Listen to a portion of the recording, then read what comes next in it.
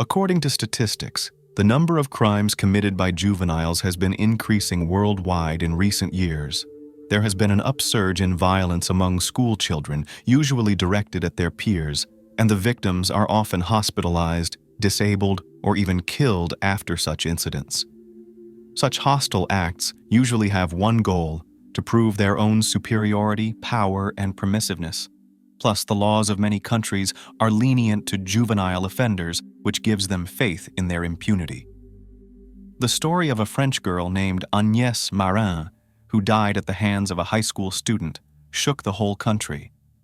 They studied in a prestigious college with an impeccable reputation in which it seemed nothing like this could not happen. However, as it soon turned out, the perpetrator had attacked the girls before, but his wealthy parents managed not only to keep the case quiet, but also to arrange a son in a good school in another city, hiding the truth about his adventures. It is said that teenage aggression is a form of protest during the period of personality formation and search for oneself. But in our story today, this boy's cruelty was the result of a complete lack of empathy, the ability to empathize and sympathize with others. He was extremely dangerous to society and incorrigible, and therefore became the second teenager in French history to be sentenced to life imprisonment. Who was Agnes Marin? Agnes Marin was born in 1999, November 26th in Paris, and was the only child of the couple Paula and Frédéric Marin. The girl grew up in a fairly well-to-do family. Parents adored their child and sought to give her all the best. Agnes, from an early age, did not know anything to refuse. She was dressed in brand-name stores, taken to the sea, bought expensive toys and gadgets. Marin was an active, sociable, and restless child. She always had a lot of friends and hobbies. She showed creativity, loved music and movies, and in the future dreamed of becoming a film director. At school, she studied well, and teachers noted her high abilities, but often to achieve the best results, she was prevented by banal laziness and inattentiveness. At the age of 13, Agnes got involved with a bad company, which negatively affected the girl's studies and behavior. She started smoking, and not only regular cigarettes, drinking alcoholic beverages and skipping school. Her parents were not in favor of harsh measures of upbringing, and several times tried to simply talk to their daughter, but the conversations did not lead to anything. The girl promised to correct herself and to stop communicating with bad company, but she lied. When she was once again caught smoking and drinking beer right on the territory of the educational institution, the question of her expulsion arose. Her parents realized that if their daughter stayed in Paris, she would continue to socialize with people who had a bad influence on her, and nothing would change. Therefore, Frédéric and Paula decided to transfer Agnes not just to another educational institution, but to send her to another city or even a province, away from the capital's bustle and temptations. A new school. After reviewing several options, Marin's parents opted for a closed private college, Savol, located in the commune of Le Chambon-sur-Lignon, which is in the department of Upper Loire region of Auvergne. It is a prestigious educational institution with almost a century of history. The college was founded in the 30s and worked on the principle of boarding school, where children not only studied, but also lived. However, by the end of the 2000s, the college faced serious financial difficulties and was actually teetering on the brink of bankruptcy. In a small community, with a population of only 2,500 people, young people increasingly sought to go to study in the capital or a major city, and therefore the local educational institution experienced a shortage of students and, as a consequence, a shortage of finances. Previously, to get into this college required a high grade point average as well as good characteristics. But even this did not guarantee admission because the competition was several people for one place. However, in 2011, the situation changed dramatically. Due to a large shortage of students, the school, in order not to go completely bankrupt, significantly reduced the requirements for admission, especially if they were children of wealthy parents who were willing to act as sponsors. Despite her behavioral problems, Agnes had a good academic record and grade point average, which allowed her to get into Savol College and the authorities simply turned a blind eye to her characteristic. Agnes' parents were happy. They believed that the change would be good for their daughter. She would become more responsible and more easily overcome such a difficult transitional age. Marin was a very sociable, cheerful, and friendly girl. She was able to fit into the new team from the first days. She felt comfortable and quickly made friends. In addition, she showed good progress in her studies, including in new disciplines, which were not available in her previous school in Paris. Her parents visited their daughter at the boarding school every 2 or 3 weeks. They were very pleased with her successes, as well as changes in behavior for the better. Agnes came home to visit only once during her studies. It should be noted that the new school was located on a vast territory surrounded by forest. There were no clear boundaries, fences, and strict security because the crime rate in these parts was considered one of the lowest in the country. To get from the college to the center of the town of Le Chambon-sur-Lignon required no more than a quarter of an hour on foot, so students after school often went there in groups. But before 5 o'clock in the evening, all had to return back. There were disciplinary penalties for breaking the rules. The disappearance of a student. On November 16, 2011, Agnes, together with some of her classmates, decided to take a walk into town after class. There, she met a friend of hers, who studied in another school, but they often crossed paths and constantly called each other. The two girls decided to go shopping and fell behind the general company. A couple hours later, the young people returned to campus, but Marin was not with them. At first, this circumstance did not cause much alarm, and everyone was sure that she would soon return.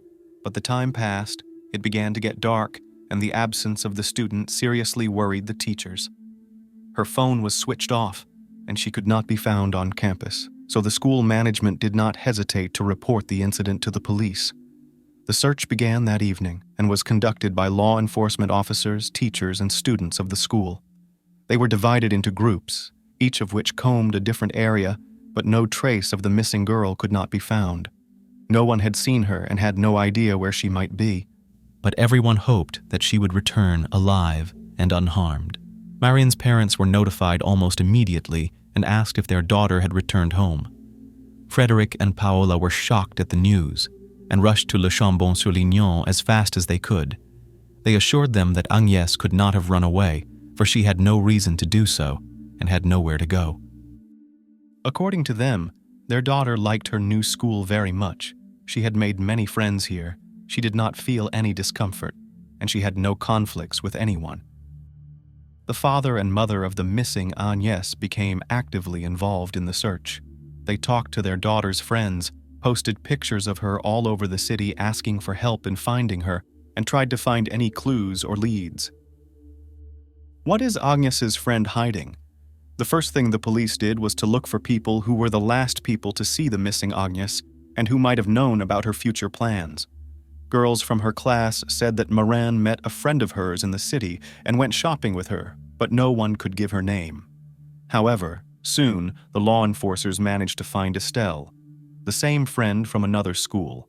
The girl was indeed the last person with whom Agnes had been in contact, so she was considered as a very valuable witness. However, she did not provide any useful information at the first interview. She said that Agnes had helped her choose a birthday present for her father. Then they had a milkshake each and said goodbye. Estelle headed for her home, and Agnes had to return to campus. The girl's story sounded plausible, but her behavior seemed a bit odd. She was visibly nervous and seemed to be holding something back. They decided to talk to her again, and suddenly the story she had told began to take on some details that she wanted to keep quiet. Estelle confessed that Agnes had planned to meet a young man that day, a man she had not told her the name of. Allegedly, it wasn't supposed to be a date, but the guys were going to do something bad, apparently taking illegal substances. A couple hours later, Estelle tried to call Agnes, but she didn't answer, and by evening her phone was turned off. The girl admitted that she lied at the first interrogation because Marin asked her not to tell anyone about the meeting with the mysterious guy, and she promised her that. However, when it became known about the disappearance of Agnes, Estelle decided to confess everything because she suspected that the sudden disappearance could be associated with this young man. It has been suggested that Agnes may have simply run away from college. The girl may have fallen in love and is now spending time with her secret boyfriend. Her phone was last online on campus the day she disappeared, but the device was turned off afterward and it was impossible to locate it. Nevertheless, police officers were able to quickly access all data regarding Agnes's calls and correspondence. It was then that the name of a 17-year-old Matthieu Moulinas, a high school student at the same school as the missing Marin, first came to the attention of the police. The first suspect. It turned out that the missing woman for the last few days corresponded with Matthieu Moulinas, but what could connect her with a 17-year-old young man, what interests they could have in common? In any case, the boy had to be questioned because he could have valuable information and shed light on the case. Nothing concrete or alarming in their correspondence could be found, but on the day of Agnes's disappearance, they were really going to meet on campus and walk together. Matthieu promised to show her something, but did not specify what it was. Moulin was first invited to talk to the police on November 17th. He behaved perfectly calm, but there were strange scratches on his face and hands that looked quite fresh. However, the young man admitted that he was dabbling in illegal substances, and yesterday he specifically overdid it, which caused him to lose consciousness and fell into a thorny bush where he lay for several hours. Classmates and educators confirmed that there were indeed problems with this student.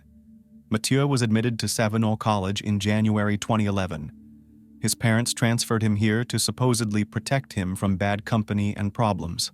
However, the young man even here used alcohol and various illegal substances, which raised the question of his expulsion. But he still felt sorry for him and was given time to improve. Moulinas looked like a typical rebel and troubled teenager. It was as if he challenged those around him with his appearance and behavior. He wore Gothic-style clothes, smoked and drank hot drinks right on the campus. He bragged about his antics to his peers, noting that he would not be punished for it. On the day of Agnes's disappearance, Matthieu disappeared for several hours. Toward evening, he came out of the woods in dirty clothes, with scratched face and hands, and to all questions he answered that he had had too much to drink and was passed out. Naturally, it all looked and sounded suspicious, but so far there was no hard evidence against him, and therefore the investigators decided to take a closer look at him. The spoiled son of rich parents. Matthieu Moulinas was born in December 1993 in the municipality of Négé-Solorgues in Garda, and was the eldest of 3 children of the couple Sophia and Dominique Moulinas. He grew up with his 2 younger sisters in a fairly well-to-do family, and from childhood was used to having his every whim immediately fulfilled. From an early age, he was observed some strange things. The boy was quite aggressive, irascible, hard to find a common language with peers, and tried to stay apart from other children. In adolescence, the situation worsened. Matthieu had outbursts of rage, he often started fights, began to drink alcohol regularly, and experimented with all sorts of illegal substances. But at the same time, despite his aggression and antisocial behavior, the young man had a very attractive appearance, thanks to which he became popular with the opposite sex. At the time of the described events in his hometown, he had a girlfriend about whom his parents knew and whom he visited on weekends. Matthieu had a number of records with the police, including the theft of prescription drugs from a pharmacy, which he committed with a friend. But the case was hushed up, probably thanks to money from the teenager's parents. He was also able to get into a prestigious private school with a low-grade point average and problems with the law because his father offered to sponsor the school when it was in crisis. During interrogations, Moulinas behaved defiantly and arrogantly, but remained completely calm so that the police even doubted his involvement in the disappearance of Agnes. The guy was constantly twirling a yo-yo in his hands, his favorite toy, with which he never parted. At the first interrogation, he claimed that he did not know Agnes, but when he was shown a printout of their correspondence, he began to change his testimony, trying to lie on the fly, but quickly became confused in his own words. According to the guy, he promised to show Agnes a clearing in the forest where mushrooms grow. Allegedly, they used them together, and after Matthieu became ill, and he fell into a thorny bush, where he lay until the evening, and when he woke up, he saw that Marin was not. He didn't go looking for her, but just went back to the campus because it was getting dark. A lawyer hired by the parents of the Moulinas was present at all the interrogations and recommended that his young ward show the place where he had last seen Agnes and where they, according to him, used mushrooms. However, Matthieu said that he would not be able to find that clearing because they stumbled on it by accident, and he got out of there on autopilot, not really understanding where he is and what is happening around. But Matthieu's words were soon refuted by experts who found no traces of mushroom ingestion in his blood. Moreover, the scratches on his body were recognized as a consequence of a struggle. That is, someone scratched him with nails, and apparently, it was a girl. A gruesome discovery in the thicket. The students of the school who had seen Matthieu coming out of the woods that evening pointed out the direction from which he had appeared, and it was in that part of the woods that it was decided to make a large-scale, thorough search. At that time, there was still a faint hope of finding Marin alive, but on November 18th, searchers awaited a terrible discovery. In a small clearing, hidden in a dense thicket, was found badly mutilated and partially charred body of the missing Agnes. Her clothes were torn, her underwear was missing. There were all the signs of violence, as well as traces of penetrating stab wounds. Doubt that this heinous crime committed by Moulinas, no one had no doubt, but it was necessary to wait for the conclusion of forensic experts, as well as to obtain confessions from the killer himself. Actually, when Matthieu was told about the terrible discovery, he did not particularly repudiate and began to testify, telling how everything was. Confessions of a ruthless killer. The strangler confessed that he deliberately lured Agnes into the woods to abuse her, but allegedly did not plan to kill her. However, she put up fierce resistance, scratched him, so he had to tie up the victim using the rope from his favorite toy, yo-yo, which he carried with him everywhere. Agnes screamed and threatened to turn him into the police, which pissed the guy off. Going to prison he did not want to, and therefore decided to kill the unfortunate and get rid of the body. Matthieu brutally beat Agnes, breaking her arm, nose, several ribs, and shin, and then gave her 17 stab wounds, most of which came to the neck, face, and chest. When the victim stopped showing signs of life, he doused her with a flammable mixture from a canister and set her on fire, hoping that the fire would completely destroy the body. Then he quickly left, because it started to get dark, and he did not see that the fire was soon extinguished. He took his toy off the dead body and took it with him. The high school student told about the incident calmly and in detail, as if savoring every word and watching the reaction of the detectives. He felt no remorse or pity for the victim. The examination confirmed that under the fingernails of Agnes were particles of skin and epithelium Matthieu, and in her body revealed traces of biological fluid of the rapist. Also on the rope of the very toy yo-yo found sweat traces of both the perpetrator and the victim. After all the necessary studies and medical conclusions, Agnes's body was given to her parents, who buried their only daughter in Paris. It is noteworthy that the funeral took place on November 26, 2011, on her birthday. The first victim of a young psychopath. When law enforcers thoroughly took up the biography of Moulinas, they were shocked by the fact that Marin was not his first victim, but this information was carefully tried to hide. As it turned out, he had been cruel to others since childhood, bullying animals, other children, and even his own sisters. He always took an incomparable pleasure in hurting others and watching them suffer. In August 2010, Matthieu attacked his young neighbor Julia, with whom he knew since childhood. The girl showed interest in the handsome neighbor, and he decided to take advantage of it. The guy lured her into the woods, where he hit her on the head, and while the victim was disoriented, tied her up with Scotch tape taken from the house, and then abused the unfortunate. Moulinas then began to strangle her and probably would have killed her, but suddenly her cell phone rang. The perpetrator recoiled, looked around, and simply left the scene. A terrified Julia managed to free herself, and called her parents, who immediately reported the incident to the police. Matthieu was arrested the same day. During interrogations, he cried, trying to appease the police, and also made attempts to shift all the blame on the victim, claiming that she herself provoked him, teasing and hinting at intimacy. But law enforcers understood that he had prepared for the crime in advance, and even took duct tape with him to immobilize the victim. Nevertheless, despite the gravity of the crime, Matthieu was not punished. The court took into account the very young age of the perpetrator and instead of prison sent him for compulsory treatment in a psychiatric clinic, where he spent only 4 months. All this time, psychologists and psychiatrists worked with him and evaluated his condition.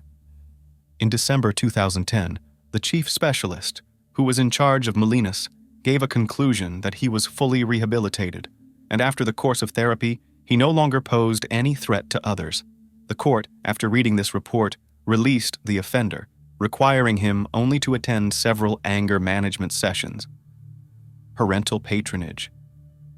It is worth noting that the Moulinas couple also put a lot of effort into getting their son released.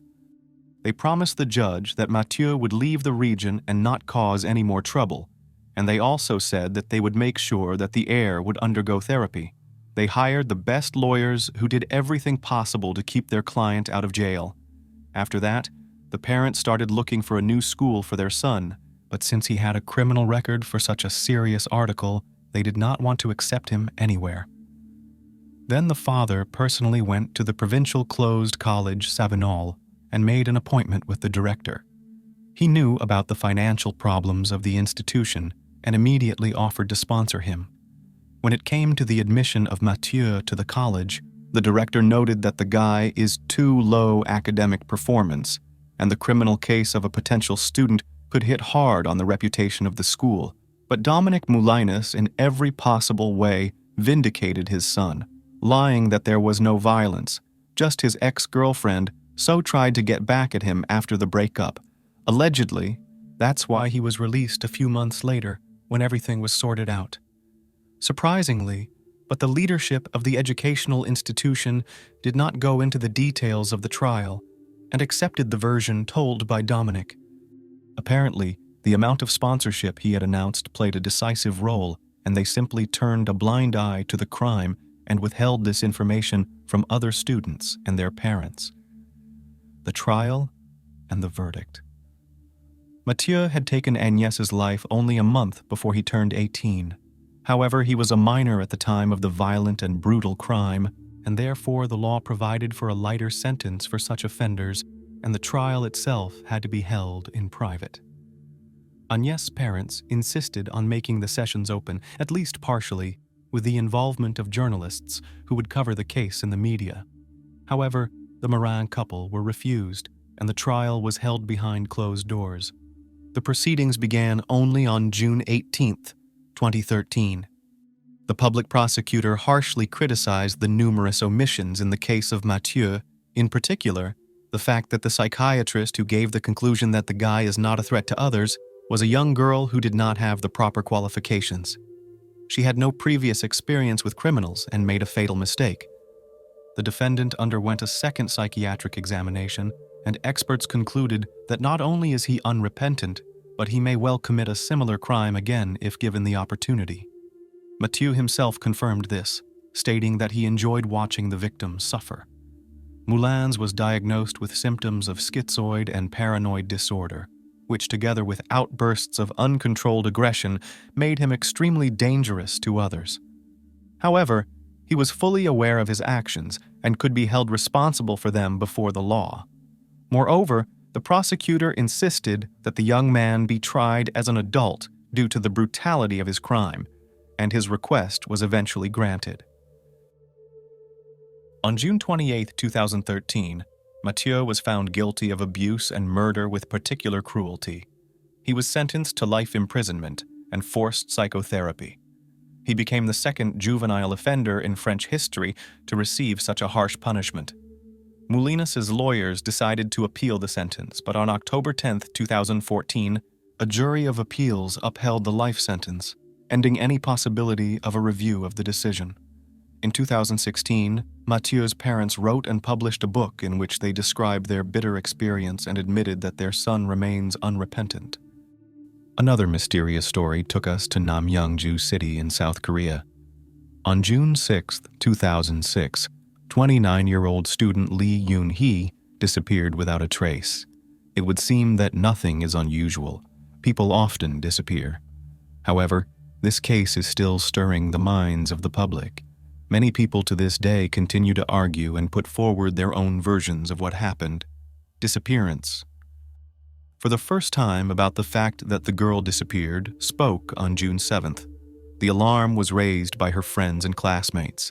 Lee did not come to the university for the last classes, which was very unlike her. She was a responsible and efficient student and had never missed a class before. After studying, Lee's friend Min wanted to check on her and went to her house. However, after ringing the doorbell, no one opened the door. Then she didn't bother and left. Later in an interview, the girl admitted that she decided that Yun-hee wanted to be alone and had a day off. It so happened that her acquaintance had been haunted by a series of troubles lately. Therefore, it was possible that she needed time to get away. However, on June 8th, she didn't show up again. This time, Min went with Kim, Lee's friend, and 2 other guys to the missing person's house. There was no other way to contact her. It so happened that a week before the described events, the main character's purse was stolen, and together with her purse, Idaho card, and cell phone. When young people knocked on the door, the dog reacted to the noise from inside. The dog barked loudly, but there was no response from the owner. Since Yun-hee's door had a digital lock, only someone who knew the code could open it. No one present had such information, so Min called the older sister of the wanted woman. But unfortunately, she hadn't heard from her sister and didn't know the code to the door. All this only added to the excitement. Eventually, it was decided to contact the police. Law enforcement officers contacted the owner of the apartment and asked him to come to open the door. Upon entering the student's residence, everyone immediately smelled a foul odor. Life story. Lee Yun-hee was a pretty and colorful girl. She originally studied fine arts and statistics at a women's university in Seoul. However, after graduation, she realized that she had chosen the wrong path. Since childhood, the protagonist loved animals, and even as an adult has 2 dogs for which she took care of with pleasure. Along with the craving for art, she liked to watch documentaries about nature, visit zoos, farms, and animal shelters. Therefore, having received a diploma, she was not afraid to start from the beginning and finally decided. At the age of 25, the girl decided to connect life with veterinary medicine. Parents did not immediately support their daughter. The traditional family believed that at such an age, it was time for her to get married and have children. However, Lee was a modern girl, so she wanted to build a career for a start. Therefore, in 2003, she entered the higher school of veterinary medicine. The new specialty liked the student and was given easily. At the same time, in order to be independent, she began to work part-time. Lately, the girl has been tutoring younger students, as well as children of teachers. In 2006, when the study was coming to an end, Lee was preparing for final exams. It is understandable that trying to combine study and work, she was very tired. But circumstances demanded it. A robbery. On June 2nd, Lee was returning home after a private class. She was walking at a slow pace, absorbed in her thoughts. Suddenly, 2 men on a motorcycle sped past her at breakneck speed. As she recovered from her fright, the student realized that the intruders had stolen her purse. Several witnesses to the incident tried to help and went after them. Their van managed to chase the motorcycle for a while. However, once the thieves turned down a narrow alley, the chase had to be called off. The culprits were not punished, and Yun-hee was left without her important belongings. After that, she warned everyone she knew that she would be out of touch for a while. The girl was so upset that she told her friend, "I can't believe the world can be such a horrible place." However, at that moment, she didn't know even half of what she was going to experience.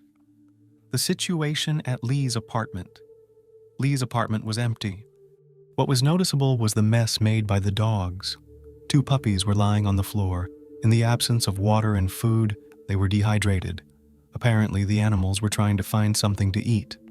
Therefore, scraps of papers and clothes were lying everywhere.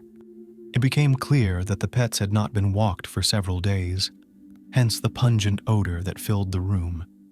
Min noticed her friend's conspicuous backpack standing quietly in the corner of the room. Since it contained the essentials, Yun-hee never went anywhere without it. This indicated that she left the apartment in a hurry or for a short time. The condition of the house did not seem suspicious to the police.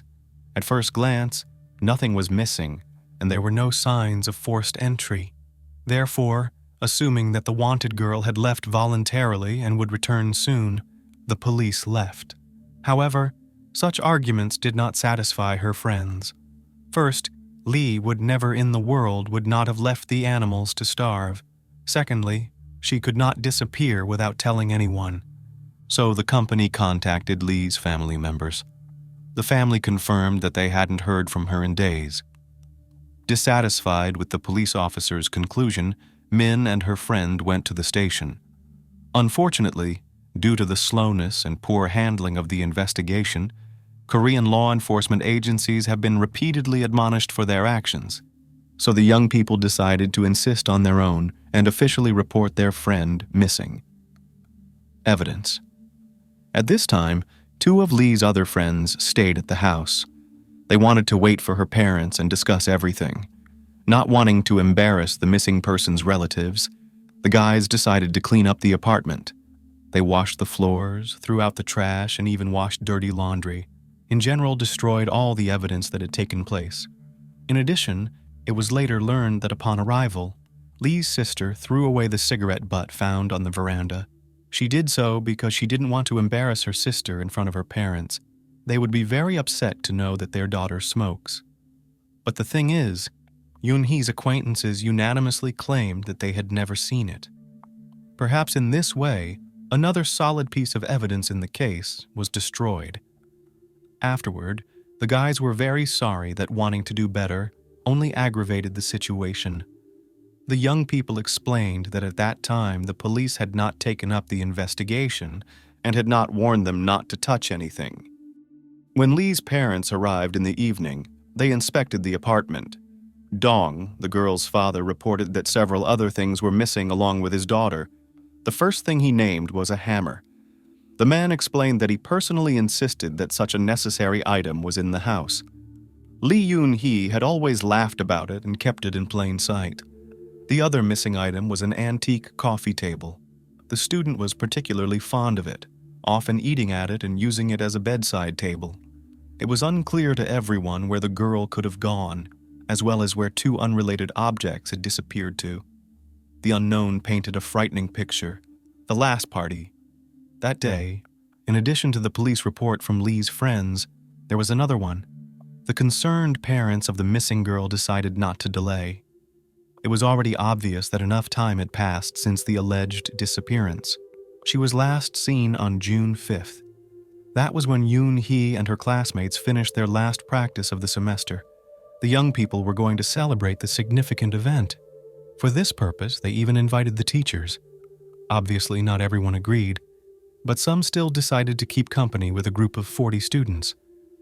The protagonist was upset that she had suffered another failure because of an unsuccessful, in her opinion, operation on an animal. Due to this, she had no desire to go to the party. Some even claimed that she locked herself in the restroom and cried. Perhaps before graduation, the diligent student simply lost her nerve. Therefore, she was so critical of herself and saw the world in pessimistic colors. Nevertheless, her friends managed to calm the girl down and persuade her to join the party at the karaoke bar. By 10 o'clock in the evening, Lee's mood had noticeably improved. Everyone gathered in the pub. They ate, drank, remembered university everyday life, danced and sang songs. They were supported by the heroine of the story. CCTV cameras recorded how at around 2:30 at night she left the toilet and left the celebration. It was noticeable that the girl was upset about something. However, the rapid departure was noticed by a 27-year-old guy named Kim, and went after her. According to the man, he asked what happened. Since young people were close since their school years, Lee confessed and complained to her friend that someone was watching her in the toilet. However, she did not give any details. Kim was concerned for his friend. He knew that she was already frightened by the recent attack on the street, so he offered to carry her backpack and escort her home. Lee lived in a rented apartment about a 20-minute walk away. Kim later told investigators that he was unable to walk his buddy to the door. She said goodbye to him in one of the dark alleys. However, the young man still decided to wait until the lights came on in the windows of her house. After making sure that the girl was not threatened, he turned around and went to his house. It should be noted that the guy lived nearby. On June 6th, the country celebrated a national holiday, Memorial Day. Therefore, the absence of news from her did not seem strange to anyone. However, it was after the party that no one saw Yun-hee. The beginning of the investigation. During the investigation, curious facts were established. On the morning of June 5th, about 4 o'clock the day before the disappearance, one of the classmates came to see Lee. He said that he was fixing a loose leg of the coffee table. He told the investigation that Lee did not want to throw it away, so she asked him to fix it. He stayed in the apartment for about half an hour, he said. After the short repair, the couple went to the university. He was not present during the celebration and never met Lee again. Some claim that the young people were in a romantic relationship, but there is no concrete evidence of this. In parallel, the relatives of the missing woman conducted their own search. One day, Lee's father, Dong, in search of any clues, explored the neighborhood where his daughter lived. Suddenly, between two garbage cans, the man noticed a familiar table. However, the tabletop and the unscrewed metal legs were lying separately. The relatives assumed that it was damaged during the events that took place in the apartment. The find was submitted for examination. It is quite possible that on the ill-fated night, Lee was the victim of a brutal attack. Her father was worried that she could have been killed because of the hammer he had given her. It is possible that the perpetrator, having gotten rid of the table, took the tool with him or hid it somewhere. Stalker theory. Amazingly, during the inspection of Lee Yun-hee's home, the experts were unable to find any fingerprints, DNA, blood, or any other evidence. So thoroughly had Lee's friends cleaned the apartment. Therefore, the police decided to resort to searching for eyewitnesses. Since the walls of the apartment building were quite thin, someone could surely hear something. However, none of the girls' neighbors reported anything unusual. Many of the residents refused to engage in any conversation at all. At the same time, one elderly woman said that a few days before Lee's disappearance, she herself had been harassed. Someone, presumably a man, followed her to her front door and then stopped. The woman decided that opening the door would give a chance for an attack, so she turned sharply and came face to face with the stalker. She noted that the hood made it difficult to see his face. However, her actions frightened the unknown man. He turned around and left. It should be noted that in South Korea, pushing has become widespread. This term means unwanted, intrusive attention to one person by another or a group of people. Very often, law enforcement officers record reports of women who report repeated incidents. It is not uncommon for a stalker to stand at the door and wait before leaving. This further creates feelings of anxiety and fear. Often, sexual offenses are triggered by stalking. Therefore, on October 20th, 2022, a law came into effect that made stalking a crime. The sanction of the article provides for imprisonment for up to 3 years. Previously, it was qualified as a misdemeanor and punishable by a fine of $70. Some believe that a similar situation could have happened to our heroine. However, her case could end tragically. Later, this version found confirmation. In the house across the street, there is an apartment from which there is a clear view of Lee's windows. Whoever lived there could unobstructedly observe her actions. During the investigation, it turned out that the premises had been empty for a long time. However, an inspection revealed several empty cigarette packs and used tissues. Unfortunately, the DNA extracted was not suitable for examination. Nevertheless, It indicated that someone had visited the apartment periodically and stood at the window. The investigation is ongoing. Detectives interviewed all the party participants. Unfortunately, none of them knew what had happened to the girl during the celebration, much less after it, except perhaps Kim, who escorted her friend to the alley and waited until she went home. The sincerity of 21 people was tested on a lie detector. All of the subjects passed, but it is still worth noting that this method is not always reliable. However, the polygraph has been used in the country since 1950 and is trustworthy. In addition, task forces with search dogs searched the entire city, as well as the nearest mountains. Volunteers put up tens of thousands of flyers asking for any information.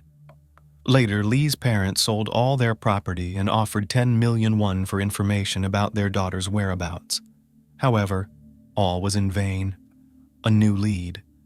The missing girl's family and acquaintances wanted to believe that she would return alive. Perhaps because of the stress of her experience, Yun-hee decided to disappear for a while, forgetting her responsibilities to her parents and the pets she left at home. Maybe she's the one who threw away her favorite but broken table and her unwanted hammer. And there would be an innocent explanation for the dried napkins in the apartment across the street. But that last hope vanished as soon as the cybercrime experts got involved. They scrutinized Lee's computer and recovered the deleted files. Some gruesome details emerged. On June 6th at 2:59 a.m., about the same time the girl was supposed to return home, someone gained access to her desktop. He opened Naver, an internet portal used by 70% of the country's residents. He then typed the following phrases into the search: sexual harassment, contact the police, and 112. The work session ended at 3:02 a.m. The computer itself was manually shut down at 4:21 a.m. Specialists assumed that the missing student came home and sat down at the computer. Based on searches, she was sexually harassed at a party or on her way home. And since she didn't have a phone, she looked for a way to report it online. However, after 3 minutes, her actions were interrupted by someone. Experts also found out that on June 8th, between 3:15 in the afternoon and 5:21 in the afternoon, someone turned on the girl's computer again. At the same time, the unknown person deleted the history of messages in the messenger from 10:48 p.m. on June 4th until 3:04 a.m. on June 8th. To do this, he used a special program known in narrow circles. After it, it is not possible to restore the chat history. At the same time, it shows that a person who is well-versed in computers acted. 2 days later, someone again logged into Lee's account on a popular music site and even checked his email. Using the IP address, police were able to trace the location of the connection. It was a motel in the town of Kunsan, which is 119 miles away. After reviewing the CCTV cameras from that day, detectives found no signs of suspicious behavior or traces of the missing student. However, this fact indicated that she did not disappear of her own accord. Someone was skillfully cleaning up the traces of the crime that had been committed. The first person who comes to mind is Kim, who by a strange coincidence was at Lee's house at the time of the mass deletion of correspondence. If you remember, he stayed with a friend to wait for Yun-hee's family to arrive and did some cleaning. This gave him the perfect opportunity and enough time to cover up the unwanted actions. Amazingly, when investigators asked the boys if they had turned on Lee's computer, both said they didn't remember. In fact, there were no witnesses, no traces, and no significant leads in the case of Lee Yun-hee's disappearance. Possible evidence was destroyed during the cleaning and clearing of the chat history. Had the girl's body been found, it is almost certain that the perpetrator would have been caught. For the most part, the victim keeps key evidence of the crime. To this day, however, the student's whereabouts remain unknown, as does her condition. She is most likely dead, and her remains are safely hidden, or managed to get rid of them forever. These circumstances lead to another version of what happened: a mad professor. It is known that the faculty where Lee studied collected animal carcasses. This was done so that students were engaged in autopsy and study. At the end of the study, the remains were collected and sent by the agency to a special incinerator. Before this, the biomass was packed in specialized bags. According to the company's rules, the collectors were not allowed to look into them. It should be noted that the sight is unpleasant, so they would not do it themselves. Approximately 88 pounds of animal remains are placed in the incinerator daily. However, investigators learned that 2 days after Yun-hee's disappearance, about 242 pounds were incinerated. In other words, much more than usual. The educational institution worked on different animals: dogs, cats, pigs, and cows. However, according to the records of June 8th, there were no large animals. The dilemma arises: what else was burned that day? Could the extra weight have belonged to the missing student's body as well as other evidence? Unfortunately, this question remains unanswered. It was not possible to conduct a genetic examination, as all the ashes were destroyed. Assuming that Lee's body was indeed burned, it means that it was done by someone who killed her and had access to the room. For example, one of the faculty members, Professor Moon, was of great interest, the same man whose children Lee was studying with when her purse was stolen. During the interrogations, several people reported that Moon sometimes showed attention to a beautiful student. He openly flirted with her, unashamed of his status and age. The man was also present during the celebrations at that party and tried to sit next to Lee, but she moved away from him, calling him a creep. It was obvious that she was not accepting his advances. Initially, Moon said he left the event early and was home around 2 a.m.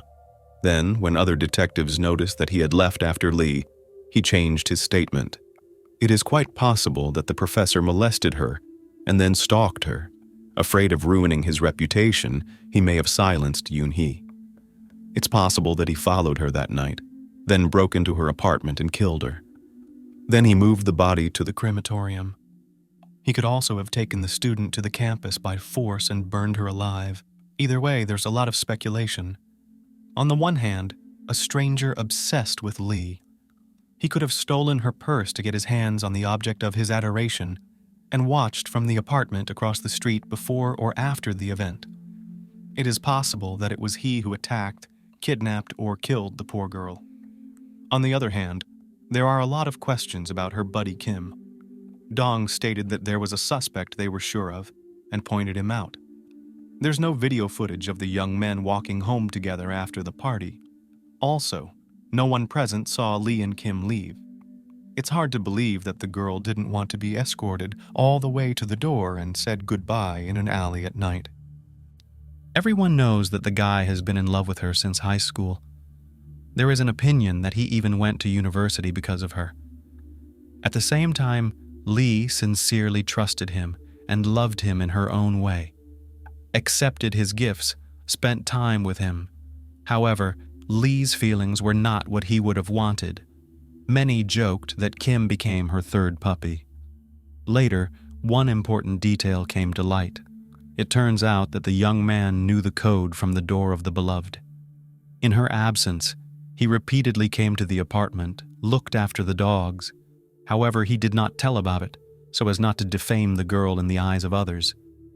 By our standards, South Korea is still a rather strict country. At the same time, it looks suspicious. His motive could have been simple jealousy. He could have snapped when he found out Lee had a boyfriend. He may have secretly followed her and then went up to her apartment. There was an argument during which Kim broke the coffee table and took his girlfriend's life. He then decided to stay behind to clean up the crime scene. At the same time, no charges were brought against him. Moreover, in an interview, the lead detective hinted that he didn't think the guy was involved in the crime, and despite popular belief, the most likely suspect is Professor Moon. The man could have used his official position to lure a student he liked into the lab and do something terrible to her. As of 2017, Kim was married, had children, and his own business. Lee's father still accused him of being involved in his daughter's disappearance. He even organized several demonstrations outside the man's private clinic. To defend his honor, Jim was forced to file a defamation lawsuit. With the court's decision, Dong was banned from approaching Kim's building. To this day, the man claims that many media outlets have defamed his name. 18 years have passed, but the search for Lee still continues. In time, her photos and age image were made public. The missing person's parents have grown old. But before leaving this world, they want to calm down and know for sure whether their daughter is alive or not. Over time, any pain is dulled, even from the loss of a loved one. But there's nothing worse than being left in the dark for years. What do you guys think? Is Lee Yun-hee alive? And if not, who really killed her? On March 1st, 2022, at the age of 77, Roger Kemp passed away in his home in Livewood. He was the best husband and father who cared for his family until the very last minute. However, a single memory from 20 years ago haunted Roger until his death, as it had completely changed his life. For 2 long years, he was forced to become a meticulous investigator to find the person responsible for his only daughter's untimely demise. If not for Roger's involvement, the case might have remained unsolved as the police were nearly powerless. But beyond the police, there was Roger, who could not allow the criminal to go unpunished. Let's return to the past and see what happened on that tragic day. Let's begin. Our story took place in the small suburb of Livewood, Kansas, a very small and safe town in the state. Here, all the neighbors know each other by name and wish you a good day upon meeting. The morning of June 18, 2002, started as usual for 19-year-old Alexandra Kemp.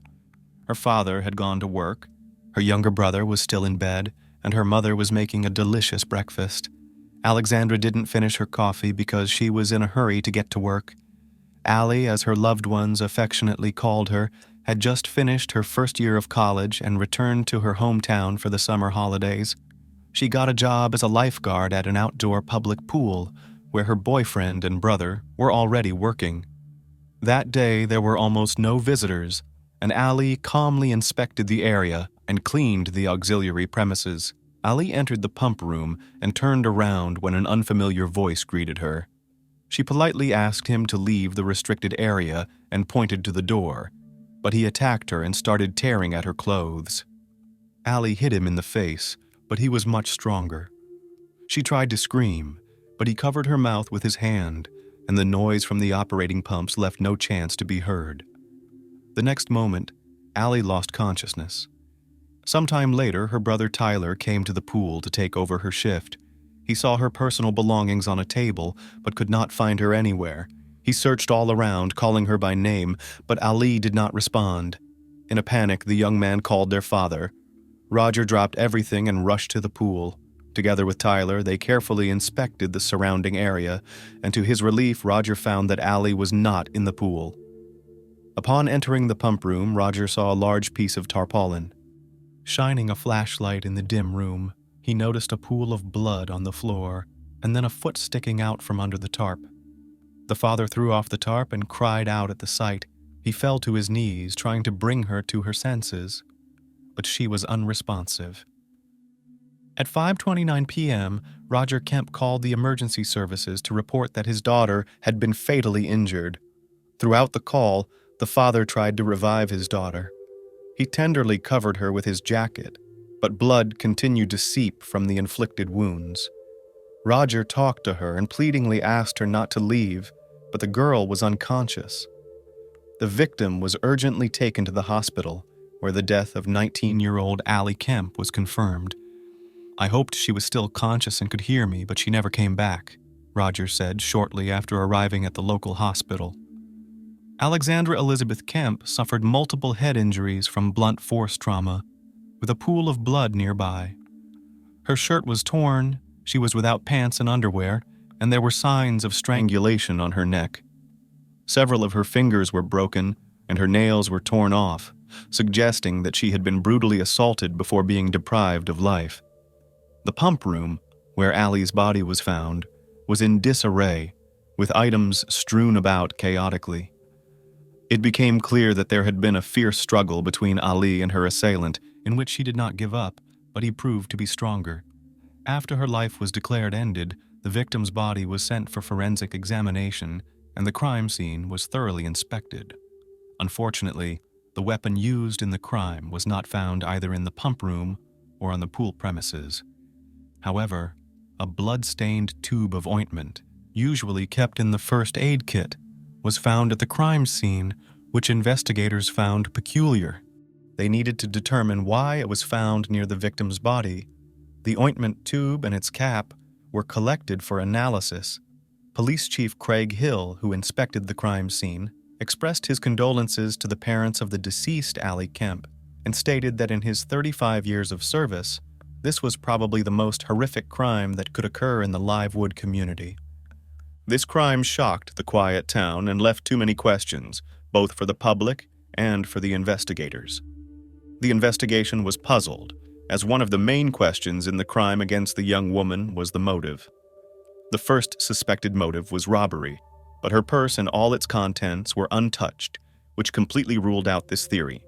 The second suspected motive was an assault, but after receiving the forensic examination report, it was established that Ali had not been subjected to intimate violence. The lack of either of these two motives, and indeed any motive at all, made the crime mysterious and strange even to experienced investigators. So who needed to end the life of a young woman whose life had just begun in such a brutal way? Alexandra Elizabeth Kemp was born on October 11, 1982, in the city of Livewood. She was the long-awaited first child in the Kemp family and their only daughter. Ali grew up in a loving home with her parents and two brothers in the idyllic, tree-lined suburb of Livewood. She graduated from high school with honors, loved soccer and poetry, and was voted the most beautiful girl in 8th grade. Following her dreams, Ali enrolled at Kansas State University. In 2002, she had just completed her first year at university and returned to her hometown of Livewood, where her family and boyfriend awaited her. She took a job as part of the service staff at the local pool, just 4 blocks from her family's home. It was a wonderful job at a nearby pool where her brother and boyfriend were already working. Thus, Ali was a young, promising woman who grew up surrounded by love and care, and who certainly could not have had any enemies. Investigators continued to explore various theories about the assault and interviewed friends and acquaintances of Ali to get a more complete picture of the day of the crime. One of the first suspects was Ali's boyfriend. Phil House had known Ali since school, and by 2002, they had been a couple for over 5 years. It seemed Phil had no reason to harm Ali, but the police had to consider him a suspect. During questioning, Phil explained that Ali had replaced him at the pool at 2 p.m., after which he went to another job. He was there until 4 p.m., then he was at a friend's house playing video games until he received a call about Ali being in the hospital. Phil's alibi was confirmed by colleagues and friends he had been playing games with. However, the police did obtain crucial information from him. It turned out that Ali had called him at 2:52 p.m., but Phil couldn't answer. When he called her back at 3:44 p.m., she did not pick up the phone, which led investigators to suspect that Ali met her tragic fate during this time frame. Despite the desire to solve the case quickly, this clue did not bring the police any closer to finding the criminal. There was hope in the testimony of potential witnesses, as there should have been plenty on a summer day at a public pool. However, due to unfortunate weather conditions, the pool was almost empty that day. The search for any clues or testimonies was progressing very slowly. A few days later, after re-interviewing the pool staff and the surrounding areas, it was established that on the day of the crime, 2 employees from a lawn service company were working in the parking lot. They were brought in for questioning, where they described noticing a car driving around the parking lot in circles around 2:40 p.m., occasionally leaving but then returning. They were able to provide a clear description of the suspicious vehicle, a beige 1980 Ford pickup. Although the police did not have the vehicle's license number, they now had a piece of important information. However, even more valuable information came from one of Ali's friends. The testimony of Ali's friend, Laurel Wynn, helped provide a description of the suspected criminal. It turned out that around 3 p.m. that day, Ali called her friend Laurel and asked her to keep her company during her shift at the pool, as the day was cloudy and not very warm, so there were hardly any visitors. Laurel agreed, and after a while her car pulled into the pool parking lot. She called Ali, but there was no answer. Not seeing Ali outside, Laurel blew loudly on a lifeguard whistle, thinking it would be amusing. At that moment, a man exited the pump room, pretending to talk on the phone. Laurel thought he might be Ali's boss, so she quickly left the pool to avoid causing her friend any trouble.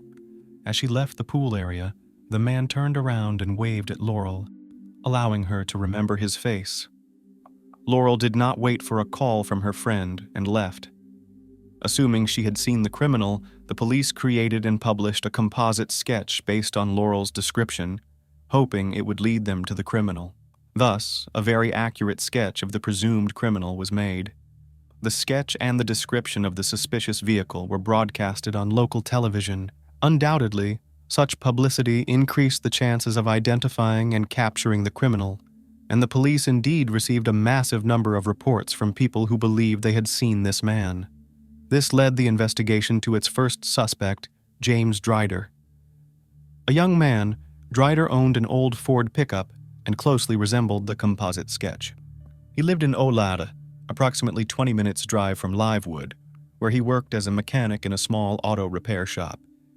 Upon obtaining the address of the presumed suspect, police visited him at his workplace.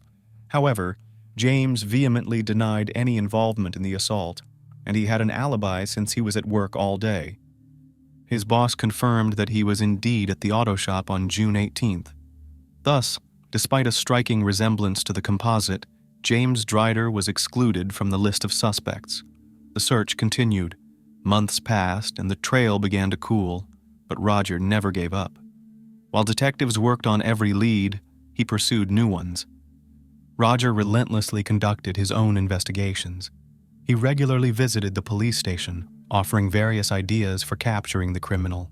Roger's unyielding efforts led him to appear on America's Most Wanted, where, in addition to sharing Ali's story, the composite sketch of the presumed suspect was shown. The popular show was broadcast not only on local television but also nationally. A new wave of messages flooded into police stations. Each message was meticulously processed, but for various reasons, each newly emerged suspect was almost immediately ruled out. Ali's boyfriend of 5 years, Phil House, also assisted. He initiated a virtual hunt, sending out emails to university students. He urged them to look at the composite sketch and watch the America's Most Wanted episode focusing on Ali's case. A reward of $50,000 was offered for any information leading to an arrest. Despite all efforts, the case again reached a dead end. However, 6 months after Ali's murder, detectives received new information about the previously familiar James Drider. It turned out that in January 2003, news outlets in neighboring Colorado reported the search for a man responsible for 3 assaults. Roger recognized Drider from the wanted sketch, who had been previously excluded as a suspect in Ali's murder and was now wanted for assaults. Despite Drider's alibi on the day of Ali Kemp's murder, the police now had no doubts they had found their suspect. But first, they needed to prove James's involvement. The man had no prior convictions, so he wasn't in the database, and investigators couldn't compare DNA. They needed to check this individual again and obtain his DNA to compare it with the DNA found at the crime scene. By this point, James Drider was on the run, making him very difficult to locate. It took the police 3 weeks to find him. At a gas station in Utah, Drider failed to pay for his fuel, and the staff detained him, calling the police. James Drider faced charges for 3 assaults and possibly also for the murder of Ali Kemp. When police compared his DNA sample with the sample from the crime scene, they were disappointed to find no matches. James Drider was a serial offender, but he did not end Ali Kemp's life. This was a major setback as the investigation had come incredibly close to apprehending the suspect, only for detectives to have to start over from scratch. Days turned into weeks, and weeks into months, with the police still having no new suspects in Ali Kemp's case. 2 years passed and the police's interest in the case gradually waned, but not Ali's father, Roger. He did everything within his power to find his daughter's assailant, though his options were limited. He periodically contacted USA Today, which published the composite sketch of the presumed suspect. Roger desperately searched for a broad-faced, somewhat bald man. He posted wanted notices throughout the city. His goal as a devoted father was not only to find the criminal, but also to keep his daughter's story alive in the public consciousness. Then, one day, Roger had a simple and brilliant idea. At the city's entrance, he saw a billboard. It occurred to him that hundreds, even thousands of people saw this billboard daily. Why not place the composite sketch on it? He contacted an advertising company to rent the billboard. When the company's management learned about Mr. Kemp's story, they offered not just one, but 8 billboards along highways near Livewood for the poster, free of charge. The estimated total daily viewership of these billboards was about 10,000, and Roger's efforts finally began to bear fruit. 2 years after Ali Kemp's murder, police started receiving reports of people resembling the sketch. The billboard, along with a higher reward and television advertisements, led to a flurry of tips, including one about a young man named Benjamin Appleby. This individual lived in Bantam, Connecticut, where he was known as Ted Hoover. The 29-year-old man lived under the pseudonym Hoover to avoid prosecution for an intimate offense from 1997. He owned a Ford pickup of the same beige color as the vehicle the suspect was believed to drive. It later turned out that Ted Hoover worked in pool maintenance in 2002, specifically at the pool where Ali was murdered. Armed with this information, police went to question Ted Hoover at his home. During the conversation, he behaved uncertainly and was visibly nervous. At the end of the discussion, Ted was asked to provide a DNA sample to clear himself from the list of suspects. He was clearly unprepared for this request and tried to evade it by making excuses. Initially, he asked to postpone providing samples until he could speak with his lawyer and requested some time to think. The next day, the detective contacted Ted Hoover's lawyer, who informed him that Ted did not want his DNA entered into the national database and thus was opposed to voluntarily providing a DNA sample to the police. Detectives attempted to press the lawyer to provide a letter of assurance that the DNA would not be entered into any database and would only be used within the scope of Ali Kemp's case materials. The lawyer requested a pause to relay this information to his client. However, 2 days later, the lawyer responded that his client was still against providing his DNA to the police. The detectives were convinced that this individual had something to hide. They remembered that they had spoken with Ted Hoover at the crime scene of Ali's death many years ago, although he did not seem suspicious at the time. The police had questioned him in connection with Ali's case, but were unable to achieve the desired breakthrough. The investigators had no choice but to secure a warrant for the compulsory collection of Ted Hoover's DNA. On March 24, 2004, armed with a warrant, they returned to Ted Hoover's residence, only to find the house empty. The man had fled. Ted Hoover was officially declared wanted on suspicion of Ali Kemp's murder. During the search, Roger continued to play an active role. He returned to the proven method of publishing posters on billboards across neighboring states. He purchased over 500 billboard advertisements. Ted Hoover's face was displayed in Colorado, Oklahoma, Arkansas, Missouri, Iowa, and Nebraska. To fund such a massive manhunt, Roger Kemp had to spend all his savings and even sell the home his family had lived in for over 20 years, as the entire billboard campaign now cost over $100,000. And it was not in vain. In August 2004, the police received a tip from Missouri that someone recognized the person from the billboard. However, the tip mentioned that this individual was now living not under the name Ted Hoover, but as Benjamin Appleby. The police went to the address provided in the tip, and indeed, they found the man known to them as Ted Hoover. He was arrested on the spot on suspicion of murder. The police legally obtained a saliva sample from him. Their suspicions were confirmed when the DNA of Benjamin Appleby, aka Ted Hoover, matched the DNA found at the crime scene. Benjamin had several prior run-ins with the law, ranging from robbery to intimate offenses. The police in Connecticut arrested him on an earlier warrant charging him with indecent exposure. When questioned about Ali's murder, he confessed to the police that he approached the girl he liked to flirt with her, but she did not reciprocate. When he tried to touch her, she pushed him away, causing Benjamin to lose control and assault her. Later, Benjamin was charged with murder and attempted assault.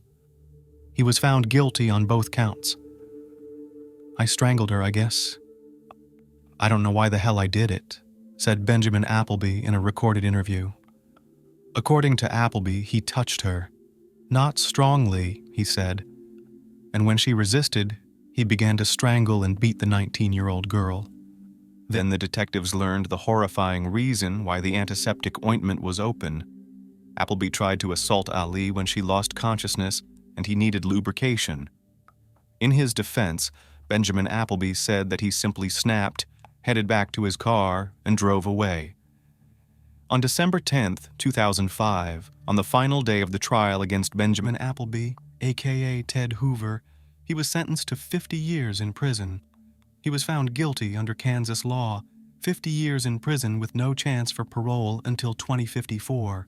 However, Benjamin Appleby, who has been serving his sentence for several years now, has expressed doubts about the fairness of his sentence under the Kansas Hard 50 law. He argued that since the factors that led to his Hard 50 were determined by a judge, not a jury, as required by a previous U.S. Supreme Court ruling, Kansas law automatically required that his sentence be modified.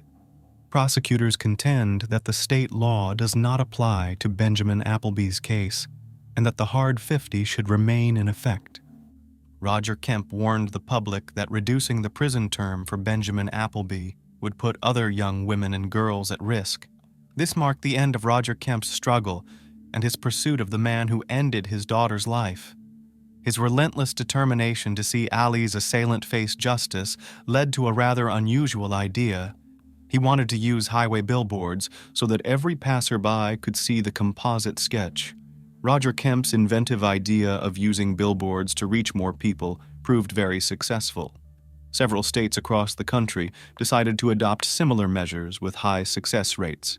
After Benjamin Appleby's conviction, Roger Kemp founded the Ali Kemp Educational Foundation, named Take Defense. It offers self-defense training to girls and young women aged 12 to 23. Workshops are conducted nationwide. Participants have sent hundreds of testimonials from women saying that the training prevented attacks and even saved their lives.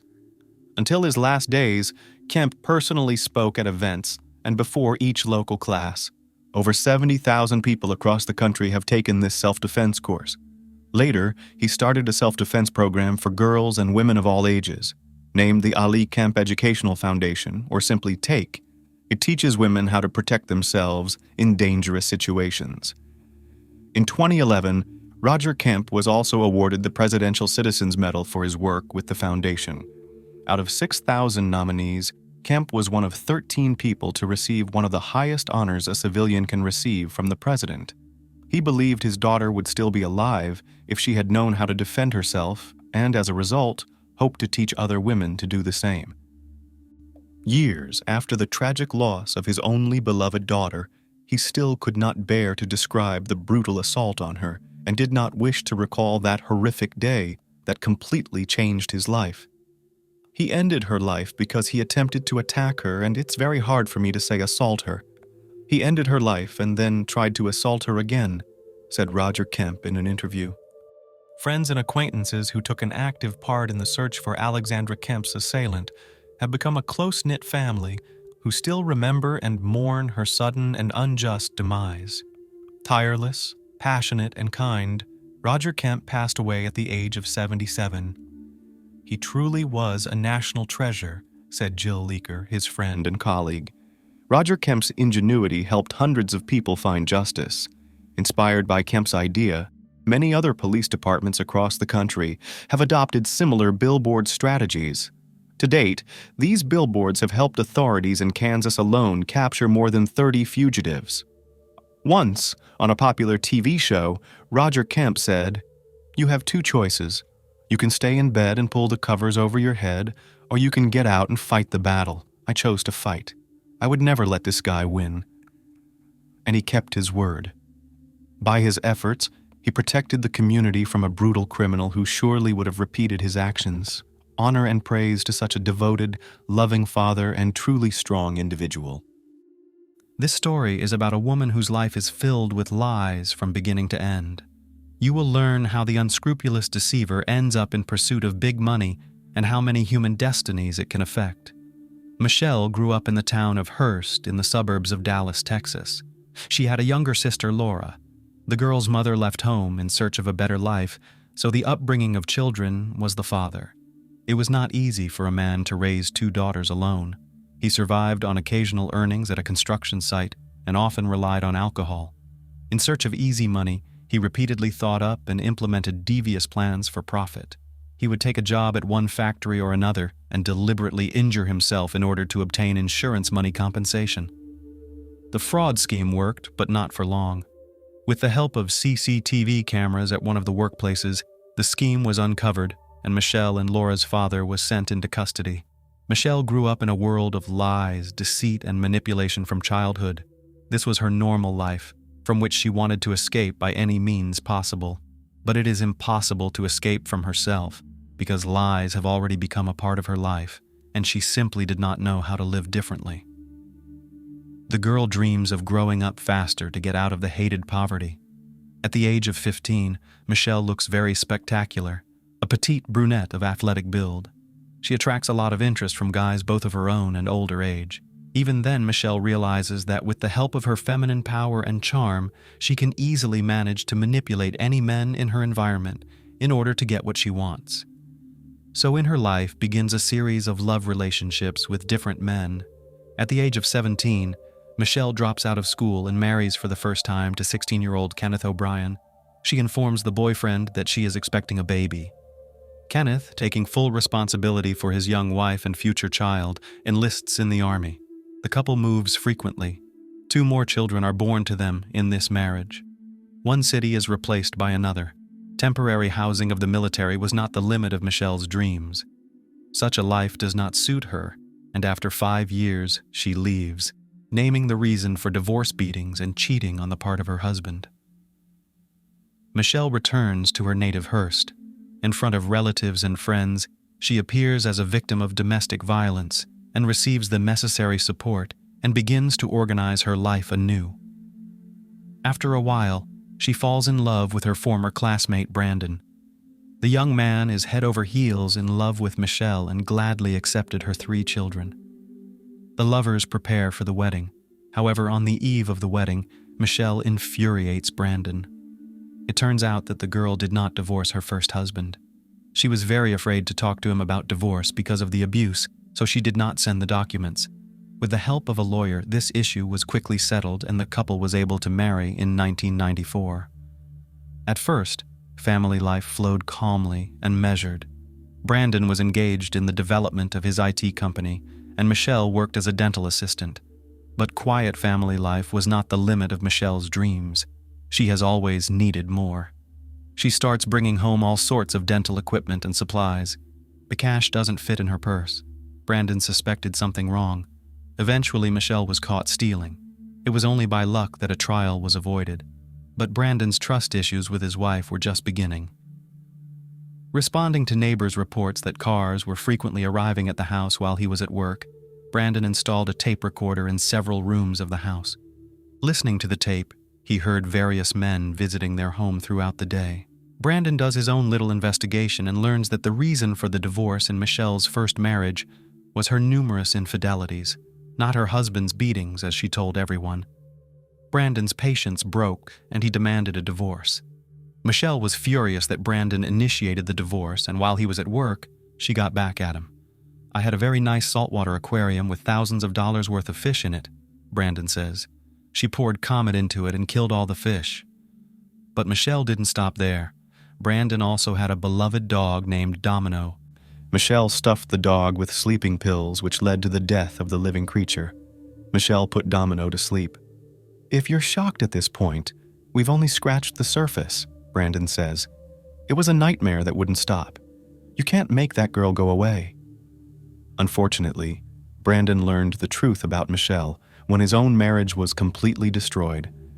Everything Michelle did with Brandon Dixon pales in comparison to her adventures with other men.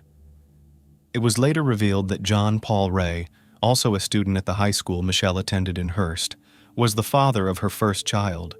Instead of revealing this information to John, she told Kenneth O'Brien that the child was his, forcing him to marry her.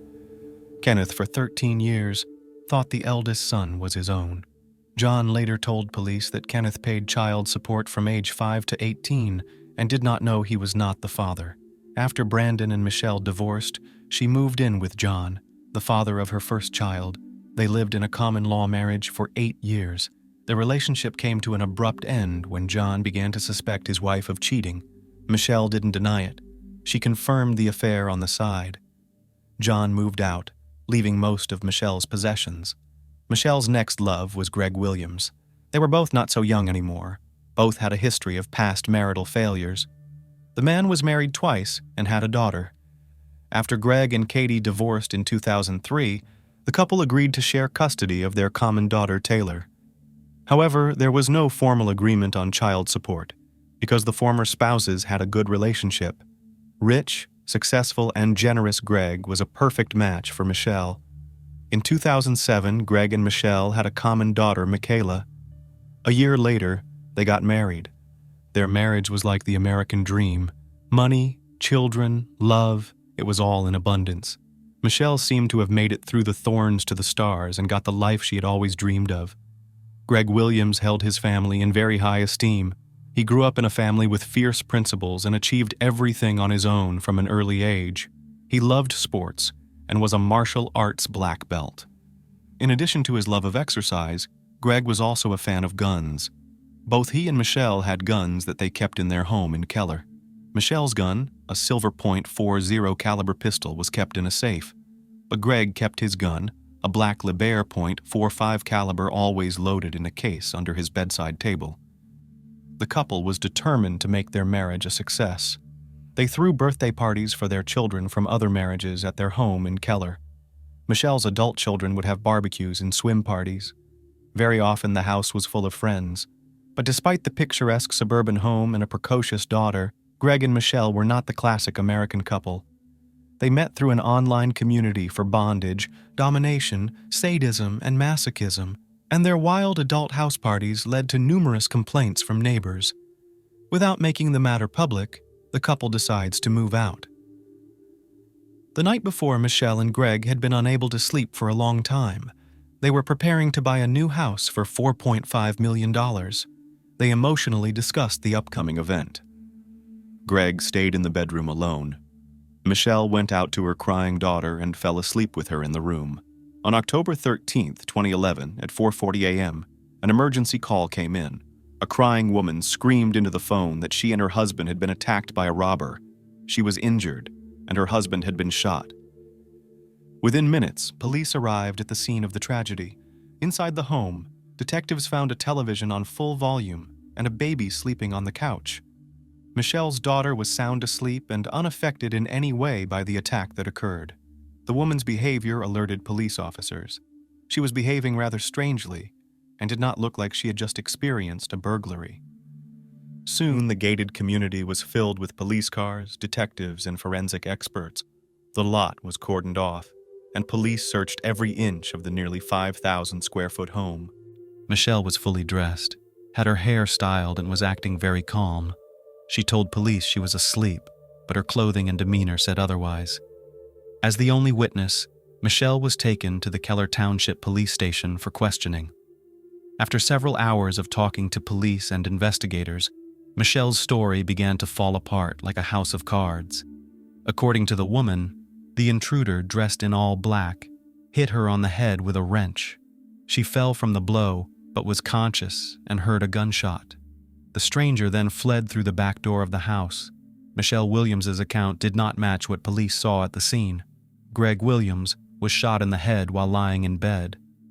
A .45 caliber handgun, presumably used by the intruder, was found near the back door next to a wrench. There were no fingerprints on either weapon. Neither was found to show any signs of forced entry. The family's valuables and money were untouched. Examined CCTV footage from a neighbor's camera showed that only one car had entered the gated community in the hours before the crime. Police confirmed that the car belonged to a newspaper delivery man. To confuse the investigation, Michelle came up with a version of the attack. She hit herself with a wrench and made their large house look like the scene of the attack. But detectives did their due diligence and noticed a number of details that didn't add up. Michelle Williams was fully dressed, her hair was styled, and she had fresh makeup on her face. It gave the impression as if she was waiting for someone. The gun used during the crime was found in the house, without any fingerprints, and the final detail that proved Michelle's lie was the $20,000 in cash that was not stolen in the robbery. Michelle had no explanation for why a successful businessman and devoted father decided to take his own life, but she was able to explain her behavior. Michelle claimed she wanted to spare their young daughter the bitter truth about her father's self-inflicted death.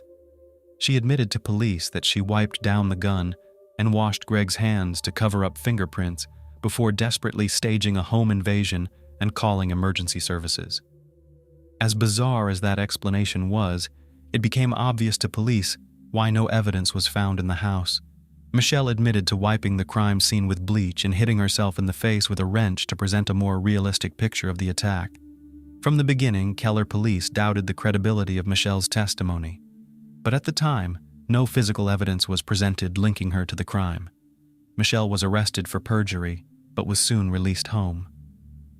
Around 5 p.m. on the evening of her husband's murder, Michelle went to her sister Laura's home and did not mention the late Greg's name once during the evening. Michelle cried from time to time, but it didn't seem sincere, her sister Laura Cusick said when questioned by police. The morning after the tragedy, Michelle woke up in a great mood. She was beautifully dressed, with her hair styled and makeup on. In high spirits, the recent widow went for breakfast at a famous restaurant that served the best pancakes with syrup. While the police were looking into the theory that Greg had taken his own life, struggling to find a motive and obtain credible evidence of it, Michelle herself presented the investigation with first a motive and then evidence of her guilt. Going through the documents from the first interrogation, the investigators were attracted by Michelle's words that she didn't care about a single penny. But her actions proved otherwise. After Greg's death, Michelle quickly begins liquidating assets from family companies and spending large sums of money. She cashes checks through Greg's IT company. The amount of checks cashed is not disclosed anywhere. In all likelihood, we are talking about a lot of money. After receiving cash from the sale of the Blueberries frozen yogurt store in Keller, Michelle made one of her biggest blunders. She went to the insurance company, hoping to get a payout on Greg's life insurance policy. Michelle was the sole beneficiary on Greg's life insurance policy, which was taken out on August 12, 2011, almost exactly 2 months before he was killed. But one important fact the woman missed. According to the terms of the insurance policy, Greg's death was not an insured event because he left his life voluntarily, and at the last moment, she was denied the money. The desire to get the insured sum of $600,000 was the main motive for the crime. Later, another important fact of financial fraud comes to light that casts suspicion on the widow. Fictitious financial documents for a mortgage loan were used to purchase the house that Greg and Michelle had been preparing for on the eve of his death. The account numbers were intentionally changed, and the lender did not immediately notice the elaborate fraud. When Greg died, Michelle canceled a meeting with the mortgage company, and the fake account was not discussed until it caught the attention of the police. Michelle, confident of her impunity, writes a check for $18,000 to attorney Kenneth Wincorn and takes a week-long vacation to Grapevine with her children. During the 3-month investigation into Greg Williams' death, police were able to unravel his wife's web of deceit. An autopsy was performed on Greg, which proves that the man was shot from a range of 12 to 18 inches. Moreover, the toxicology examination conducted provided a report proving that Greg had a large dose of sleeping pills in his system at the time of his death. Also, the police determined that there was no assault on the house. Mrs. Williams sedated her husband and shot him from a foot away after turning up the volume on the television. Daughter Michelle, who was asleep in her room, did not hear anything. On November 3, 2011, based on the Tarrant County Medical Examiner's report, Greg Williams' death was officially ruled a homicide. Michelle Williams was arrested on January 9th as she was on her way to a fitness center. She was charged with murder, tampering with evidence, and making a false statement to police. Michelle was both the only witness to the crime and the only suspect. Bail was set at $522,000 to be released from custody pending a court hearing. But Michelle spent a week in custody, and was released on $85,000. Dressed in gym clothes, Michelle walked out of jail with a GPS monitor and under the arm of attorney Kenneth Wincorn, who was now officially representing her. Greg's first wife, Kathy, was furious when she found out that attorney Wincorn was defending Michelle. That money she paid him was part of Greg's estate, and it should never have gone to pay the legal bills of the woman who was accused of killing him. Online court records list Kenneth Wincorn as the attorney for Katie and Greg's divorce in 2003, and Wincorn's name and signature appear on legal documents regarding the custody agreement for their shared daughter Taylor in 2008. However, Kenneth Wincorn's defense of collusion with Michelle Williams will be exonerated by providing evidence. The divorce was handled by his company, and he personally never represented Greg. Kenneth Wincorn said he first learned of Greg's murder from an IT company employee. It was very shocking, Wincorn says, adding that Michelle later sought his help. After her plot to cash in on Greg's death is foiled, Michelle Williams changes her name to Shelley and appears as a fitness guru hoping to start a new life. On Facebook, Shelley publicly announced her relationship with Gene Wallace, a friend of her oldest son, a man nearly 15 years younger than her. Shelley and Gene opened a fitness club in Bedford and heavily promoted it online. Armed with an ankle bracelet with a GPS tracker, Michelle spent the next few months enjoying her new boyfriend, fitness classes, and court hearings. She often appeared in court dressed for a night out on the town, wearing miniskirts, knee-length boots, and deep-cut blouses. She never mourned Greg's death for a second, says Greg's ex-wife, Kathy. Rob Conover was friends with Greg Williams for more than 20 years and attended many of Michelle's hearings. He recalls how she deftly manipulated police officers at the courthouse, making them see her as an innocent woman in need of protection. On October 9, 2013, 45-year-old Michelle Williams took a plea deal with the county and pleaded guilty to tampering with evidence and deadly conduct. She will receive 18 years in prison for tampering with evidence and for deadly dangerous conduct, a third-degree felony that only exists in a few states. Although Michelle admitted that she cleaned the gun and Greg's body, the absence of her DNA at the scene raised doubts about whether the first-degree murder charge would stick. Things can go differently. Play big, win big, or lose big, Michelle said in an interview.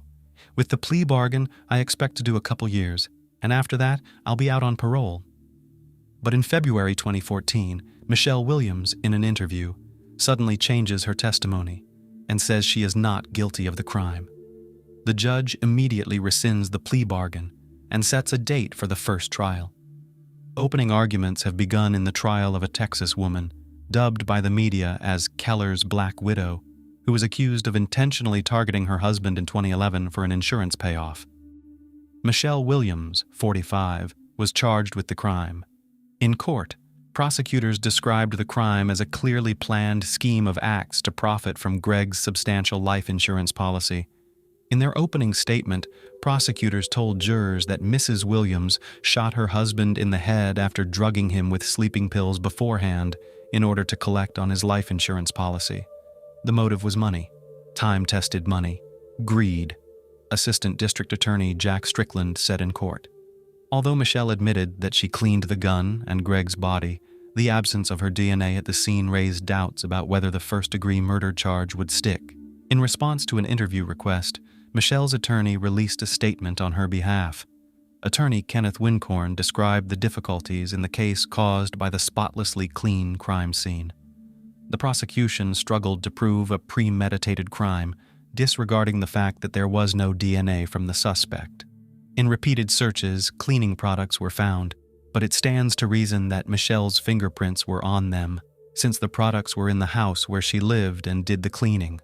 If the jury concludes that Michelle tampered with evidence of Greg's death, making it look like the man had spontaneously passed away, and then cleaned up the crime scene by hiding evidence and then lying about it, she will get a life sentence. But if Michelle is sentenced as scheduled on April 21st, no jury will ever get a chance to hear the whole story and decide on the appropriate punishment. Through careful questioning of the Williams couple's friends and acquaintances, information regularly emerged about the unfavorable environment that had prevailed in their family for a long period of time. According to the studied correspondence in social networks and messengers, it was found that the couple quarreled very often, and the reason was finances. At the trial, prosecutors said that in the hours leading up to the violent death, Greg Williams argued with his wife over their finances and even slapped her for spending a large amount of money that had been set aside as a down payment on a house. But Michelle Williams' defense argued that Greg Williams had taken his own life and that the successful business owner needed his wife alive, not dead. According to defense attorney Clay Graham, Greg Williams often suffered from depression and regularly used sedatives and steroids. On the eve of the crime, he was allegedly severely depressed due to the loss of his grandmother and best friend, who ironically had taken his own life. Defense counsel told the court that when Michelle Williams found her husband dead with a self-inflicted gunshot wound, she panicked and in a fit of fear began to cover up the tragedy without realizing it. She had one goal: to protect her 4-year-old daughter from psychological trauma by hiding the truth from her. Michelle Williams never once changed herself, presenting at court hearings in different images, with styled hair and manicure. At one hearing, the defendant, dressed in an off-white blouse and black vest, showed little emotion throughout most of the trial, but did not forget to wipe away tears during a presentation of photographs showing images of the body of murdered Greg Williams. The court also heard testimony from Michelle Williams' adult son, Andrew O'Brien, who said his mother, Michelle Williams, asked him to help frame Greg Williams' ex-wife, Kathy. She planned to blame her for Greg's death using the motive of unreconciled differences over the custody of their daughter, Taylor. But that plan was a failure from the get-go. After all, there was never any disagreement between the former spouses about the custody of their daughter, and it would have been very difficult to prove otherwise. Asked about his reaction to his mother's unusual request, 26-year-old Andrew O'Brien said he was very shocked by such a proposal and thought she was having a mental breakdown. Michelle confronted her sons at the trial when they testified against her. The jury later found Michelle guilty of felony tampering with physical evidence. According to the show, she provided false information that she was pregnant with twins, hoping to delay her sentencing. But this version was not confirmed and the verdict was announced. Michelle's acting abilities and her natural charm, which she tried her best to demonstrate during each hearing, did not spare her from a harsh sentence. Sandwiched between a scenario in which she was a cold-blooded criminal and one in which she was portrayed as a deranged wife and mother acting on impulse, Michelle chose the latter. "He did it," she said, wrapping her arms around her head. Michelle even congratulated the detective on solving the case. "I wouldn't have gotten through the day," she said. "You've won." Even before the police admitted to doubting Michelle's story, few believed Greg had lost his life. He had too much to live for, and he knew all too well how much pain an untimely death causes. Kathy Williams believes that Michelle's relationship with Gene Wallace began when Greg was still alive and may be the elusive motive for this crime. If Greg had found out she was sleeping with her little boyfriend, he would have dumped her, and she would have gotten nothing. Katie says, Greg was willing to put up with a lot, but he wasn't willing to put up with cheating. "She's ruined so many lives you can't even imagine," Brandon says. "She's a professional manipulator.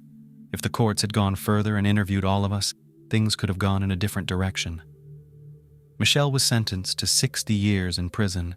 The judge also ruled that she would have to serve a minimum of 30 years before being eligible for parole. Michelle currently remains incarcerated at Mountain View Prison in Gatesville, Texas. Michelle Williams is a felon and fraudster who is currently serving time in prison for all of her willful acts. She has never shown remorse for her actions and still refuses to take full responsibility for her crime.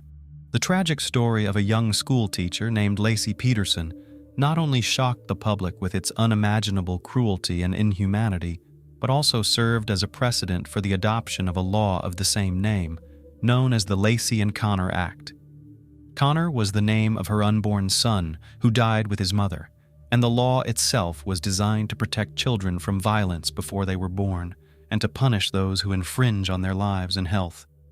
The case itself is far from unique, but the fact that a pregnant woman was abused by a close person who was supposed to protect and care for her is shocking and bewildering. Several TV documentaries have been made about the case. Despite the circumstantial evidence and controversial evidence, no one doubted the guilt of the defendant. and he himself, with all his appearance, demonstrated that he is not sorry and does not repent for what he did.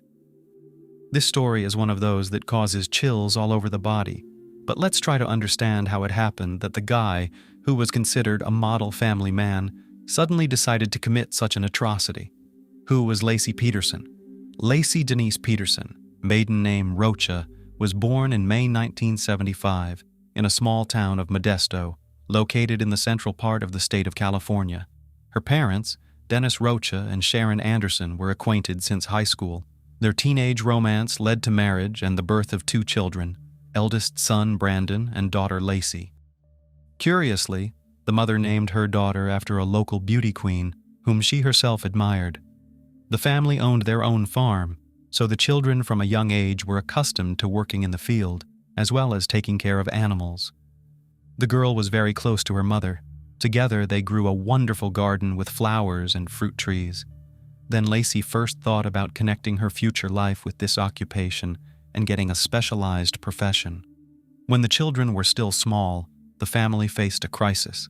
No matter how hard the spouses tried, but they could not save the marriage, and soon they officially divorced. The children, by mutual consent, remained to live with their mother in their hometown. 2 years later, Sharon remarried.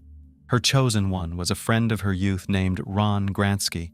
Ron treated his wife's children as his own, and in fact replaced their birth father, who after the divorce was not too interested in the life of the heirs. The girl even began to call him Daddy, and a couple of years later the couple had a common daughter who was named Emily. Lacy grew up a kind, sociable, and open girl. She always had a lot of friends. She studied well in school and was also a member of the cheerleading team. After receiving a high school education, the dark-haired beauty successfully passed exams and entered the prestigious California State University. She did not forget about her childhood dream and decided to become a landscape designer. Lacy has always been a creative person, good at drawing, so she found the chosen profession ideal for herself. Who is Scott Peterson? Scott Lee Peterson is also a native of California, only he was born in the large metropolis of San Diego, in the southwest of the state, in 1972, October 24th, in the family of Jacqueline Helena Leatham and Arthur Lee Peterson. The boy grew up in a fairly well-to-do family, and from an early age did not know anything to refuse. His father had his own business associated with the production of packaging materials, and his mother owned a store of designer clothes. By the way, her boutique was located in Hollywood, so among the regular customers were many celebrities. Scott, in childhood, began to show his difficult character, liked to be in the center of attention, did not tolerate bans or refusals, and in school about him spoke as a spoiled, capricious, and even arrogant child. From a young age, the boy played golf and even thought about a professional career in this sport. In his school years, he was friends with Philip Nicholson, nicknamed Lefty, the future professional golfer, who in 2012 was ranked second in the world rankings. As a teenager, Scott himself was among the best athletes in San Diego. After graduation, the young man became a student at one of the universities of the state of Arizona, where he, as a promising athlete, paid half of the cost of education. However, Peterson could not get a diploma because he was expelled for inappropriate behavior after a raucous party, drinking strong alcohol in the company of other students. After several months of reflection and searching for a suitable place, the young man applied to the University of California, where he first planned to study economics, but later changed his mind and transferred to the Faculty of Agriculture. By the way, this time Scott very seriously and responsibly approached the educational process, becoming an exemplary student, because his parents threatened to leave their son without a livelihood if he was once again expelled. Scott and Lacy, a love story. Young people met during the period of study at the university. Scott at that time began to work part-time in one of the local coffee shops, where there also worked as a waitress former classmate and close friend of Lacy. Lacy often stopped by to grab a bite to eat and see her friend, and at some point, she noticed the handsome young man. Scott also noticed the smiling petite brunette and began to pay her every possible attention. One day, when Lacy came to the coffee shop but didn't see her friend there, She decided to ask Scott what was wrong. They quickly got to talking, but since Scott had to work, Lacy wrote her phone number on a napkin so they could get in touch later. Scott called her back that evening, and an excited Lacy, immediately after talking to him, told her mother that she had been in touch with her future husband. A couple days later, he asked his new acquaintance out on a first date, and Lacy readily accepted. It's worth noting that Peterson had another passion besides golf, fishing, and he decided to invite Lacy to go deep-sea fishing in an open body of water. She accepted the offer, but she got seasick in the boat, so the couple had to quickly return to the shore. Family life. Nevertheless, after that not quite successful first date, the couple began to meet, and a couple of years later, they decided to start living together. Scott, by that time, finally abandoned his dreams of a professional career in sports and decided to start his own small business, and with the startup capital, he helped his parents. In the summer of 1997, after Lacy received her diploma, the lovers played a modest wedding in the traditional style, with a white dress, veil, and vows at the altar. They invited only family members and a few close friends to the celebration, and as a venue, they chose the popular Sycamore Mineral Springs Resort, located on the ocean in the western part of the state of California. After the wedding, the couple settled in the small resort town of San Luis Obispo, located between Los Angeles and San Francisco. There they decided to open their own sports bar, but the idea was doomed from the start. There were rumors that Scott's parents again helped with the implementation of the business plan, but they themselves later denied it, saying that their son was a poor businessman, and they realized this while he was still studying at the university. Anyway, the business of the couple really did not go very well at first. They constantly had problems, then with the institution itself, then with the management, but gradually they managed to spin. The number of visitors over time increased, and in 2000, when the Petersons decided to sell the institution, it was already considered a fairly well-known and popular place. The couple decided to move to their hometown of Lacy to put down roots and have children. There they bought a small, cozy house in a good neighborhood, bought a car, got a dog, and about a year later, the young woman told her husband the happy news. Soon they will become parents. By that time, Lacy had decided to change her occupation and got a job at a local school as an art teacher. Her husband was having a harder time finding a job and was forced to take a job with a fertilizer and organic fertilizer company. Lacy tried to be an impeccable wife, to create comfort and peace in her and her husband's new home. She kept everything in perfect order, enjoyed cooking, loved to host guests, and had a beautiful flower garden on the lawn. Scott seemed to support his wife in everything, and from the outside they looked like a perfect couple. The news of the upcoming addition to the family he also accepted with joy, and when the couple learned that they will have a boy, they actively began to choose a name for him. The future parents decided to name their son Connor, and everyone was sure that they were looking forward to the arrival of the child into the world. Disappearance of a pregnant teacher. On December 24, 2002, Lacy, who was 8 months pregnant, mysteriously disappeared.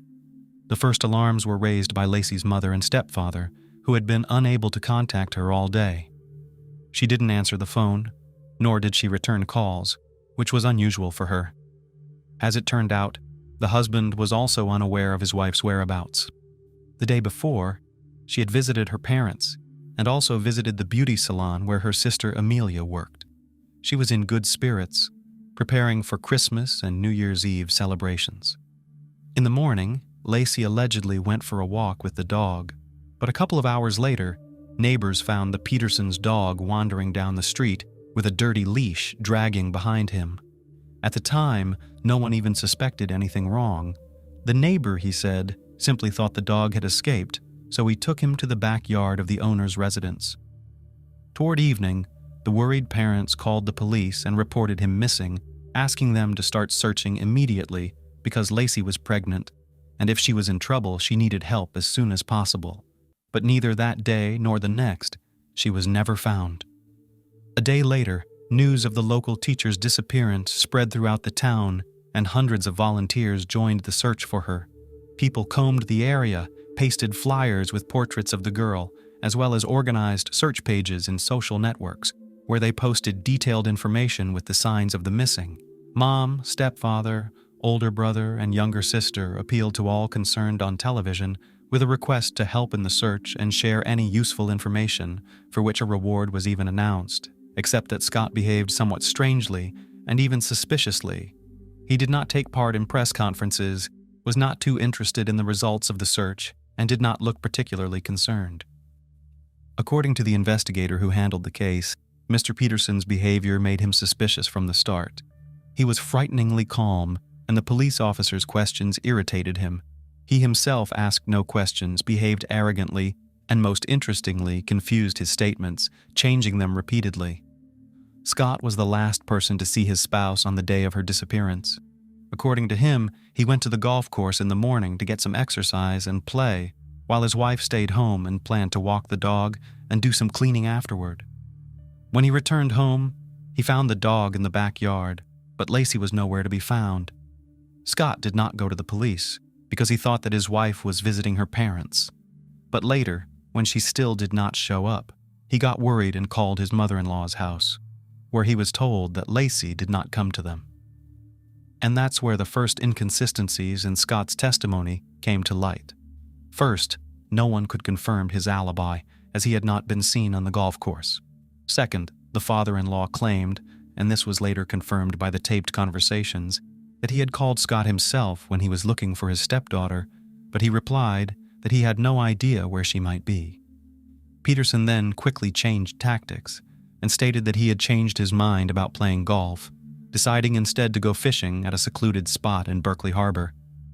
He attributed the confusion over the phone calls to the fact that all the relatives were on edge and couldn't remember who had called whom or when. During the inspection of the couple's home, a rather strange and frightening detail was discovered: the missing Lacy's purse, which contained her house keys, phone, and some cash. These are things that she certainly wouldn't have left the house without, even going for a walk to the nearest park with her dog. How would she lock the front door? This nuance was alarming and raised suspicions that Lacy hadn't disappeared somewhere on the street, but had vanished from her own home.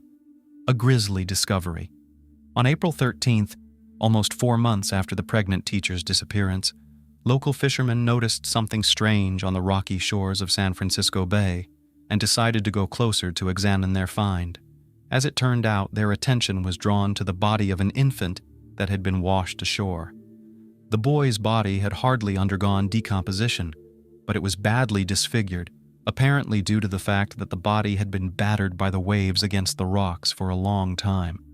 His umbilical cord was not cut, but as if torn off.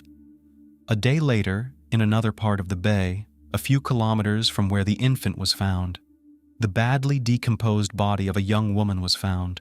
The corpse was so disfigured that it was not immediately recognizable as human remains. But the most gruesome thing was that the body was missing its head and most of each of its limbs. There were only a few fragments of clothing left on the body, including a special maternity bra. It was simply impossible to identify the body, so it was possible to establish that it belonged to the missing teacher only through DNA examination. According to criminalists, the baby was well preserved only because all this time he was in the wound, but in the process of decomposition, the body rejected the fetus. According to eyewitnesses who found the boy, something strange resembling a ribbon or rope was draped around his neck, and there was a large cut on his body. Although the results of the autopsy were never officially published, the experts claimed that the cut was the result of a wave hitting the body against a sharp rock, and that the noose around his neck was just trash. Throughout the investigation and search, Scott remained at large.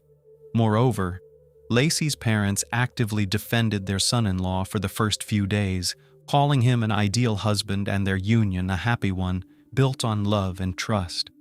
But the more the police learned about this guy, the more suspicious he seemed to them. So soon it turned out that Peterson constantly cheated on his wife, and his first extramarital affair occurred almost immediately after the wedding, even before the couple moved to Modesto. Later, he had many more mistresses, to whom he lied about not being married or recently widowed.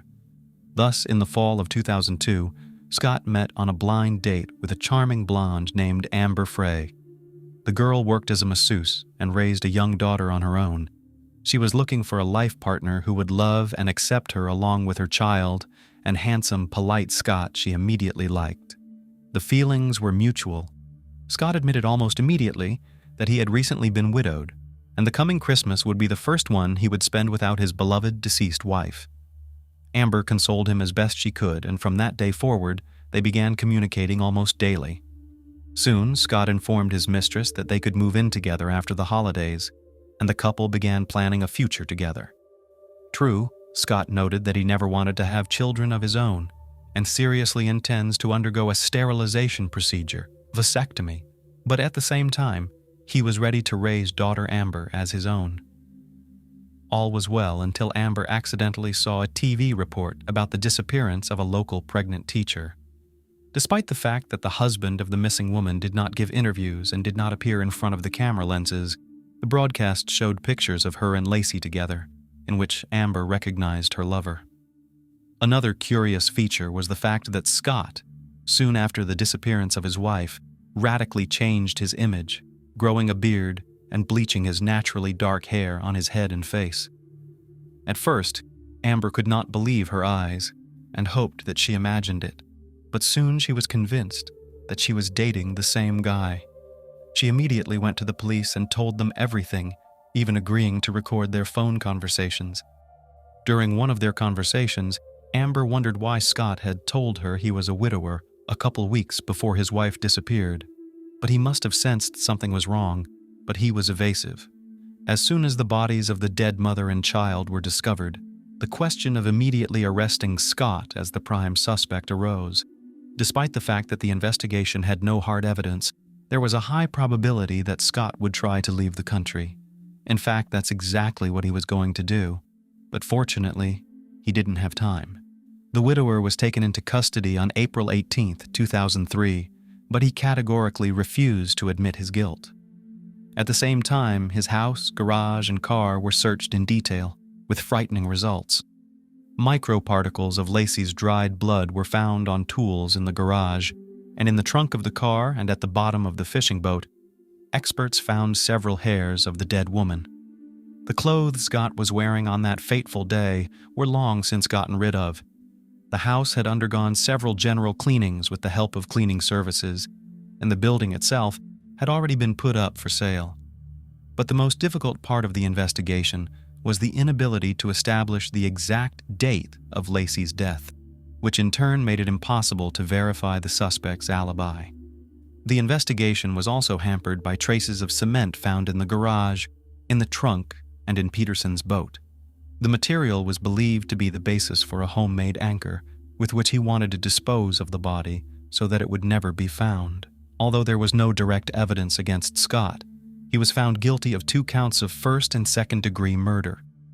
Despite the vigorous and rather confident defense of the lawyers, almost no one had any doubts that Scott was guilty. The main proof of this was his behavior. He was not excited or upset. He took no part in the search. He was in a hurry to get rid of the evidence, put his wife's house and car for sale almost immediately after her disappearance, changed his image, and was going to leave the country with his mistress. Investigator Jonathan Buehler, who had been on the case since Lacy's disappearance, said in court that he had no doubts about Peterson's guilt from the start. He realized this after his first conversation with him. The court initially imposed the death penalty as a punishment, but after a series of appeals filed with enviable regularity, the sentence was changed in 2021 to life imprisonment without the right to ever expect to be released. Also, the amount of the insurance, in the amount of $250,000 for the life of Lacy, which was originally assigned in favor of Scott, the court redirected the mother of the deceased. This high-profile case horrified the public and raised the issue of the need to protect unborn children from violence who may become victims of similar crimes. Thus, in the spring of 2004, the Lacy Encounter Act was passed, with the parents and sister of the deceased woman present at the signing. 3 years after the tragedy, Sharon Rocha published a biographical book dedicated to her daughter and grandson titled In Memory of Lacy, A Mother's Story of Love, Loss, and Justice. All money raised from the sale of the publication was donated to charity. The book itself was among the top bestsellers in American nonfiction. Sharon's husband and stepfather, Lacy, passed away in the spring of 2018 from a heart attack, shortly before another court hearing. He was buried next to his beloved stepdaughter and grandson. By the way, Lacy's own father passed away in December of that same year. The case of Sheila Labar, a monster with an angelic appearance. Psychological and physical traumas received at an early age can have a very unpredictable effect on adult life. Of course, far from always, they lead to the fact that a person becomes cruel and seeks to hurt others. But sometimes it is the trauma can give rise to a real monster. Criminal psychologist Adrian Rain believes that there are genetic and psychophysical mechanisms that can turn a person into a cold-blooded killer, about which he wrote in detail in his book Anatomy of Violence. History knows a lot of serial criminals who had a truly hellish childhood, and perhaps to them can be attributed our heroine today, Sheila Labar. This woman had an angelic appearance which she skillfully used, seducing her victims and then brutally murdered them. Despite the fact that the court was able to prove only 2 of her crimes, criminologists are sure that there were many more. And now let's look at this difficult story from the beginning and try to understand whether Sheila Labar was a born monster or became him as a result of the cruelty that she faced in childhood. Who is Sheila Labar? Sheila Labar was born in 1958, the 4th of July, in the small country town of Fort Payne, Alabama. She was the youngest of 3 children of her parents and was raised with her brother and sister Linn. Her childhood was spent in a picturesque but rather secluded place, on a farm nestled among cornfields. According to the memories of Linn's older sibling, Sheila was an active, inquisitive, and open-minded girl with a creative streak. She liked to be in the center of attention, had a good voice and cute appearance, so perhaps, if her life had turned out differently, she would have become a famous actress or singer. But instead of bright posters, her name decorated the pages of criminal chronicles.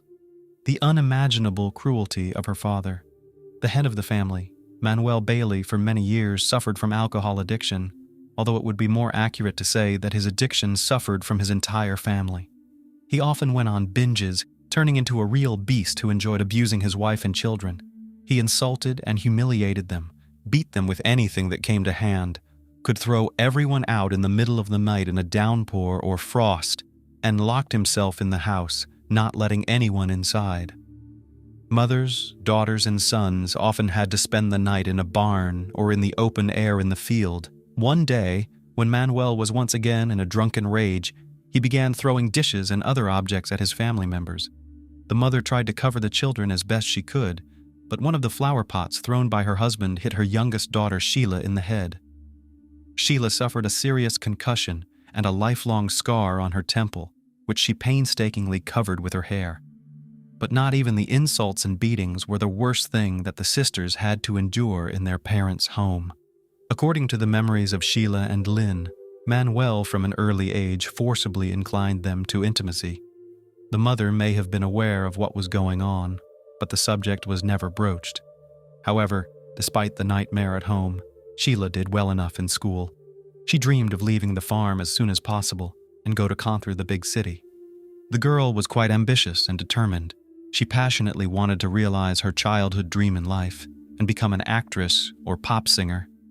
And she had everything for this: charisma, bright appearance, and a beautiful voice, adulthood, first marriage. Barely Sheila was 18 years old. She left her parents' home, but adult life was not so joyful.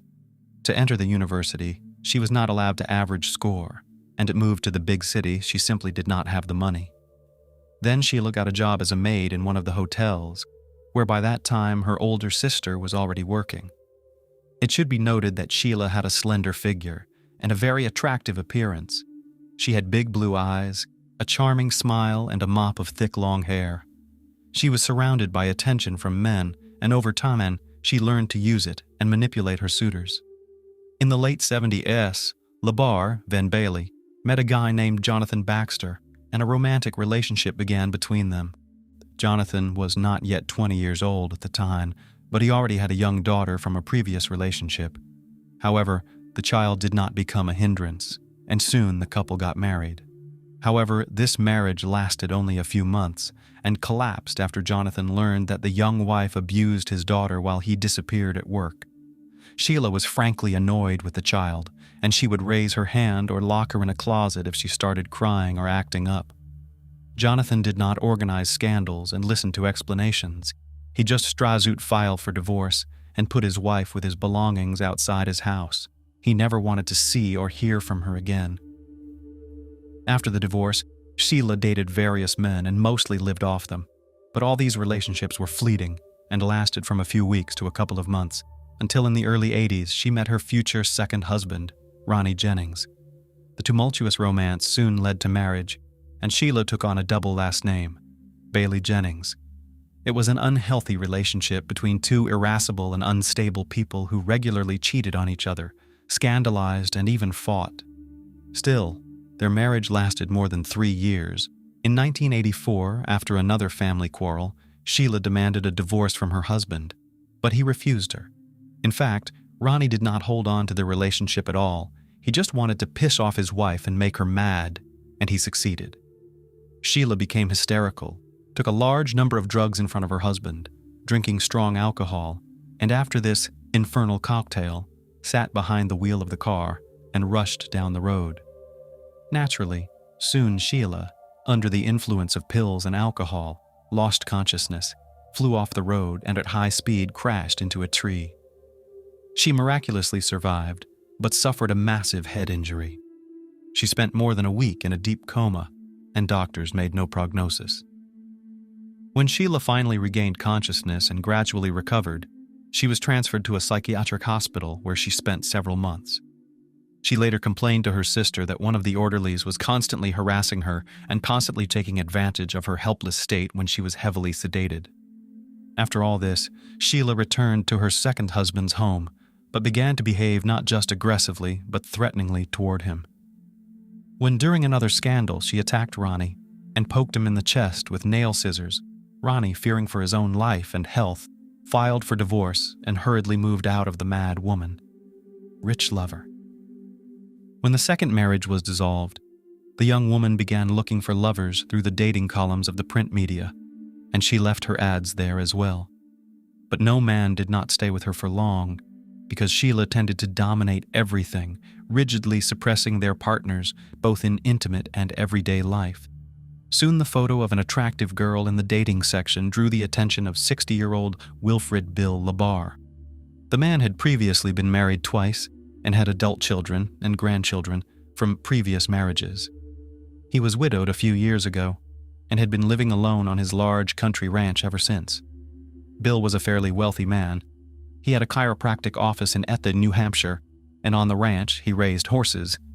At the same time, he was very lonely and needed a strong, powerful woman. In fact, that's exactly what he found. Sheila was attracted by the wealth of her new acquaintance, and she decided that it would be an ideal union for her. And to make Bill completely lost his head, she began to send him a postal mail frank letters, supplementing them with her nude photos. The trap worked, and soon Labar invited a charming pen pal to visit his ranch. Their romance developed rapidly. An elderly man is not stingy on expensive gifts for a young mistress, and in the summer of 1987, she moved to live with him. This has incredibly flattered the doctor, who now went out in public with a beautiful companion who was half his age and was fit for him as a daughter. Nevertheless, he did not plan to marry Sheila. However, Sheila, not waiting for a marriage proposal, changed her name, calling herself Labar. Bill was surprised by this turn of events, but he did not object. Sheila began to interfere in all the affairs of her elderly lover, starting to control his business, finances, and disposition of his property. In addition, Bill was getting older and could not satisfy the intimate needs of a young woman. Then, according to Sheila herself, he allowed her to meet other men, whom she often brought directly to their home. One of Sheila's regular lovers, closer to the mid-90s, was a Jamaican national named Wayne Ennis. He was much younger than Sheila and was initially hired as an au pair on the ranch, but soon the young man, with Bill's consent, which was probably given under pressure from Sheila, moved to live in the owner's house. In 1995, Sheila and Wayne officially legalized their relationship, and the spouse considered that from now on, he would be her only man. But soon he realized that he was wrong, because his wife continued to meet with different men. Wayne was not satisfied with this, and one day he jumped with fists on Sheila and her next lover, causing them bodily harm. Accustomed to being dominated, Sheila for the first time didn't know how to deal with her third husband, who got into a fight every time a rival appeared on the horizon. Eventually, she filed for divorce and sought a court injunction to stop Wayne from approaching her, accusing him of violence and assault. Another divorce did not affect the turbulent personal life of Sheila, who continued to meet with numerous lovers, changing them like gloves. True, now her relationship increasingly often began to end with lawsuits from men who accused Sheila not just in cruelty, but also in the threat to their lives and health. Thus, one of her boyfriends she deliberately hit by a car and almost ran over. Another almost broke his head, and another scratched his face so that he was forever scarred. Sheila, with age, became more and more dangerous to others. From every man she demanded obedience, and in cases of disobedience, fell into a rage. In 2000, at the age of 74, Bill Labar died of heart failure. Although doctors and police officers did not see a criminal trail in the death of an elderly man, his family members were convinced that Sheila had something to do with it. In their opinion, she had been poisoning Bill little by little for years, and literally drove him into the light. Despite the fact that Bill and Sheila were never officially married, Sheila, according to the will, became the sole heiress of all his property. The relatives tried to challenge this through the courts, but never got anywhere. They are still convinced that the mistress forced Bill to write the will she wanted. House of Temptation. After Bill's death, as I have already mentioned, all his property came under Sheila's complete control. Now she no longer had to consider anyone's opinion. She could do whatever she wanted with the estate she had inherited. She herself called her home a place of seduction and pleasure, where there were no inhibitions. She met men on the streets, in bars, on the internet, lured them to her, and then tried to keep them on the ranch as long as possible. She didn't care about their age, skin color, or any physical appearance. She promised them unearthly pleasure, and then sought to suppress and subjugate them to her will. Sheila regularly tried to seduce couriers by meeting them in the nude and offering an alternative method of payment. But she didn't take into account the fact that she herself was not getting any younger and was nowhere near as attractive as she used to be. They got to the point where couriers simply refused to come to her address. Neighbors noticed that on the ranch Labar constantly come different men, but some hurried to leave the place the same day. Others were delayed, but also for a short time. What was going on in the house itself could only be guessed at. Where had Michael DeLorge disappeared to?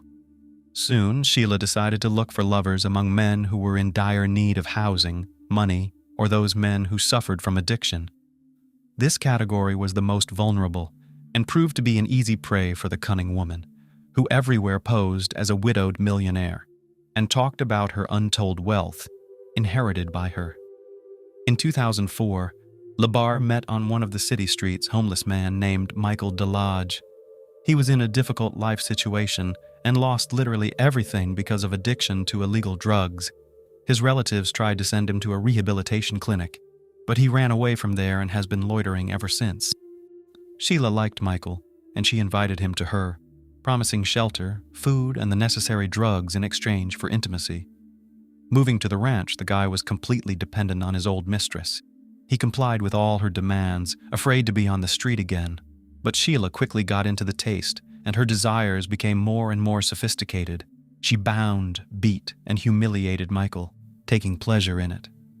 He tried to escape several times, walking dozens of miles and hiding in homeless shelters, but he never decided to go to the police for fear they wouldn't believe him. Meanwhile, Sheila found him each time and brought him back to the ranch. In desperation, he tried to contact his family members and let them know he was in trouble. His loved ones immediately responded to this disturbing news, but it was too late. In October 2005, Michael DeLorge disappeared without a trace. When his family contacted Sheila directly, she stated that she and Michael had broken up. He had left her, and his current whereabouts were unknown to her. Michael did not show up at any of the places he had been to before. No one who knew him had seen him, and there was no way to contact him. Contacting the police was fruitless, and Labar remained beyond suspicion, trusting Kenny Towdy. Sheila's tales of her exorbitant wealth were greatly exaggerated, and the house and automobile had to be maintained, so she was forced to get a job. Naturally, Sheila chose an occupation to her liking. She became an operator of internet phone services. Since she had a truly enchanting voice, men fell for the bait and offered to meet her in person. Among such guys was Kenny Towdy, who at the time of their acquaintance was barely 24 years old. The young man was attractive in appearance, very good-natured and open. However, he had a low IQ level, due to which he was very gullible. This was exactly the kind of guy Labar was looking for. Kenny was very close to his mother, on whom he actually depended, but Sheila, with the help of clever manipulations, managed to break this connection and literally lure Kenny to herself. She made him an unforgettable night of love and promised that they would be like this all the time. The young man decided that he had met the woman of his dreams, about which he informed his relatives, and then moved to live in Sheila's house. But soon Sheila showed the guy her true face, having arranged for him a real torture room in one of the rooms. Each time, intimacy inevitably turned into a brutal beating or something worse. Kenny's body was covered with bruises, abrasions, scratches, cuts, and burn marks. But he could not leave the house of the mistress who had completely subjugated his will. Sheila did not allow him to see and communicate with his loved ones, and his family could only guess what was happening to Kenny. The first alarm was raised by neighbors who periodically noticed the guy and were horrified by his sickly appearance. A few days before his disappearance, a local store clerk took a picture of the young man on her cell phone camera, and later this picture was attached to the case file in court. In the photo, Kenny's condition could be described as deplorable. He was very thin, there were huge bruises under his eye and on his cheek, and his nose was probably broken. Judging by the degree of healing, all these injuries had been inflicted at different times, which suggested that the guy had been brutally beaten for a long time. The contents of his cart were also alarming. He rolled 2 large canisters of fuel to the cash register, as it later turned out, for his own cremation. The store employees were so puzzled and even frightened by the guy's appearance that they decided to report him to the police for possible domestic violence. But this time, Sheila managed to get away with it, and they could not charge her with anything. Soon Kenny stopped contacting his family altogether, and when his worried mother arrived at Labar's house, the owner behaved aggressively and advised to leave Kenny alone. All subsequent attempts ended similarly, at which point Kenny County's family filed a missing persons report with the police, indicating that he may be being held forcibly at the country ranch, a home crematorium, and gruesome findings. When police arrived at Sheila's home, she claimed that the young man no longer lived with her, and claimed that Kenny had run away because his mother, whom he was allegedly terrified of, began visiting them frequently. As evidence, Sheila provided an audio recording in which he asks her lover if his own mother had attacked him, and he quietly gives an affirmative answer. It all seemed more than strange, and the very next day, an officer visiting Sheila secured a search warrant for the estate. Sheila had been on the police's radar many times before, and her name had been linked to another mysterious disappearance of a boyfriend. But over the years, Sheila had never been questioned, and her house and grounds had never been searched. When the police arrived, they did not find Labar at home, but they did see several fires burning near the outbuildings. The fires looked strange and were made of improvised materials, a mattress, fragments of wooden furniture, hay, etc., all doused with a flammable mixture. One of the bonfires had bones in it that clearly looked like human remains. The squad requested reinforcements in the form of forensic experts, reporting all the findings. But that turned out to be just the tip of the iceberg compared to what they discovered next. Almost all over the house were found poorly washed traces of blood. It was so much that it seemed as if there had been a real massacre. It turned out that the blood belonged to at least 3 different people. The bones smoldering in the fire belonged to the missing Kenny, and there were 2 empty fuel cans lying nearby, the same ones the boy had bought at the local store the day before. But that wasn't all. Also found on the property were the remains of Michael Delage, who had disappeared a few years earlier, and some fingers of some third guy who was never identified. Among other things, a large number of items belonging, judging by the size, to various men were fished out of the sump at the ranch, the fates of which have not been learned. The hostess herself was not at home at the time of the police visit. She had figured it out and gone on the run. Sheila hitchhiked to Boston, where she obviously hoped to get lost. Moreover, on the way, she seduced one of the drivers who gave her a ride, and he trustingly invited her to live in his house. However, the next day, having seen on TV news about the search for a dangerous criminal, the new lover himself called the police and reported that Sheila is now in his bed. It was there that she was arrested. During the search of Sheila's home, another frightening find was made, a box of videotapes. On the tapes, Kenny, Michael, and several other men confessed to horrific crimes, but judging by the guy's appearance and condition, they made these confessions under torture. Since Labar's arrest, her mental health has raised a lot of questions, so the court ordered the necessary evaluations.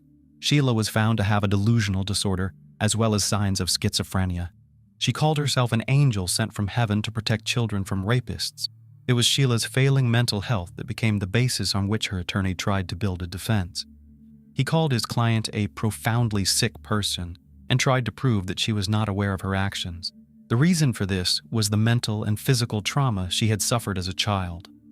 The defendant herself claimed that many years ago, when she was in that terrible accident and found herself in a coma on the verge of death, she met with God, and the latter told her to cleanse the world of men who infringe on children. Sheila's ex-husbands and some of Sheila's lovers also spoke in court who, in one voice, called her a crazy, unstable, and extremely violent woman. And Wayne Annis, the third husband, said that the ex-wife repeatedly persuaded him to kill Mr. Labar in order to seize his property. But despite the defense's attempts to convince the court that Sheila was insane and in need of treatment, it was proven that she was aware of her actions at the time of her crimes. She was found guilty in July 2008 and sentenced to life imprisonment without the possibility of ever being released. All of her appeals were rejected. Sheila is now serving her sentence in Florida at Homestead Correctional Facility. Envy and insatiable greed, potent and dark emotions, often lead individuals down the path of crime. When mixed with unbridled lust and an obsessive need to control others, these feelings can shape a horrifying, lethal intent. It's a chilling concept, and it becomes even more sinister when these emotions fester secretly within a family unit. This narrative unfolds in a Sydney suburb, revolving around the Linn family, a seemingly harmonious and large household. Their story escalated into one of the most infamous and bloody crimes in Australian history. The complexity and duration of the investigation are noteworthy as the perpetrator grew confident in escaping justice. His meticulously crafted and brutally executed plan was nearly flawless. However, a minor overlooked detail eventually led the police to the breakthrough they needed. Let's delve into the beginning of this saga, exploring how a cocktail of greed, envy for others' success, and corrupt passion can drive someone to madness, transforming them into a monstrous figure who didn't even spare children in their rampage. The Linn family story, a portrait of love, ambition, and tragic end, Min Linn and Yun Lily. Linn's love story began in the late 1980s during their college years at an Australian university. Both natives of China, they had separately emigrated to pursue higher education, Lily through an exchange program, and Min, who was 2 years her senior, remained in the country for a professional internship after completing his bachelor's degree. Their paths crossed in a university corridor, leading to what they later recalled as love at first sight. Sharing common roots and dreams, both felt like outsiders in a foreign land, but were united by their aspirations to start a new life in Australia. After graduation, the couple married and settled in the picturesque and tranquil suburb of North Epping in Sydney. Their love blossomed into a large, tight-knit family, deeply connected and committed to each other. In August 1994, they welcomed their first child, a daughter named June Brenda Linn, who mostly went by her middle name, Brenda. Henry, their son, was born in 1997, followed by the youngest, Terry, in 2000. Entering the 2000s, Min and Yun decided to embark on a business venture, opening a small newsstand. Their dedication transformed this modest start into a thriving news agency with its publishing arm on Rose Street. The Linn family's business flourished, enabling them to enjoy a comfortable lifestyle with a spacious home, a luxury car, and prestigious private schooling for their children. Min focused on business affairs while Yun dedicated herself to homemaking and nurturing their children. In their community, the Linns were well regarded for their hard work, kindness, and philanthropy. They were known as exemplary, caring parents and never engaged in conflicts. Brenda, their eldest, was a standout beauty and an excellent student with a compassionate heart for animals. The boys, Henry and Terry, were energetic and sports-loving, sharing a passion for soccer. The siblings shared a close bond, almost inseparable from each other. Relocating relatives from China to Australia? As the Linn family settled in Australia and their financial prosperity grew, they began inviting relatives from China to visit, live, or even stay permanently. In the early 2000s, Min's parents were the first to move to North Epping, living nearby and helping with the children. Min's father also worked in their newsstand on weekends. A few years later, Yun's parents also moved to Sydney suburb, with Min and Yun buying them a small house. Yun's sister, Irene, came to live with the Linns, assisting with household chores and the children. By this time, the Linn family business was generating substantial income, reportedly nearing $1 million annually. Their venture wasn't just a shop or publishing house. It had become a local hub where people gathered to read and discuss news over coffee. Towards the end of 2007, Min Lin's younger sister, Kathy Linn, née Shi, and her husband, Liang Bin Robert Z, also moved to Australia, seeking better opportunities in the bustling city of Sydney. They had visited relatives in Australia before and briefly lived in Melbourne, but returned to China. This time, they were determined to settle in Australia permanently. Robert, a former successful ENT doctor in China, decided to switch careers and try entrepreneurship. The Eggsys opened their own restaurant in Sydney, investing all their savings, but the business struggled and soon closed. Subsequent attempts to open a cafe or snack bar also failed. Robert, lacking business acumen and financial management skills, struggled in his new ventures. Eventually, Robert and Kathy moved to North Epping, closer to family. Kathy found work, but Robert remained in a phase of self-discovery, unsure of his future path. The Linn and Z families were bound not only by kinship, but also by strong friendship. They saw each other almost daily, stayed in constant touch, and often gathered for family meals. Their last such gathering was on the evening of Friday, July 17, 2009, at the home of Kathy and Min's parents. Unbeknownst to them, this would be their final reunion. The Linn family home, a scene of a gruesome massacre. On the morning of July 18th, the Linn family's shop remained unexpectedly closed, surprising their regular customers. The shop, which had operated 7 days a week for years, showed no signs of opening, with no notice or warning on the doors. This unusual occurrence raised concerns among the customers and neighboring shop owners. One of them, after several unsuccessful attempts to reach Min, called his sister Kathy to inquire about the situation. Kathy was both surprised and alarmed, knowing her brother had never closed the shop for a day without prior arrangements, often having their father or father-in-law cover for him. She tried calling Min and then his wife Yun, but to no avail. Her calls to their home phone also went unanswered. Worried, Kathy and her husband Robert decided to visit Min's house to ensure everything was all right. Arriving around 9 a.m., they noticed the family car in the driveway and found the front door unlocked, but no sign of the homeowners. Inside, the house was eerily quiet, and calls for the family members went unanswered.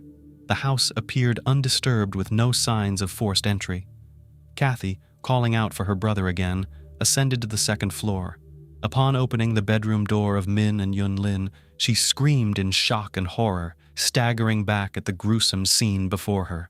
The room was drenched in blood, covering the floor, walls, ceiling, furniture, and curtains. The lifeless body of 43-year-old Yun Lin lay near the bed, mutilated beyond immediate recognition. In the adjacent room where 39-year-old Irene, Yun's sister, slept, the scene was equally ghastly. Irene lay dead in her bed, her face a bloody pulp. In the children's bedrooms, 12-year-old Henry and 9-year-old Terry had also been brutally beaten to death, their bodies lying in different corners of the room. Brenda, the 15-year-old daughter, had fortunately been away on a school trip the previous day and was not at home during the tragic night.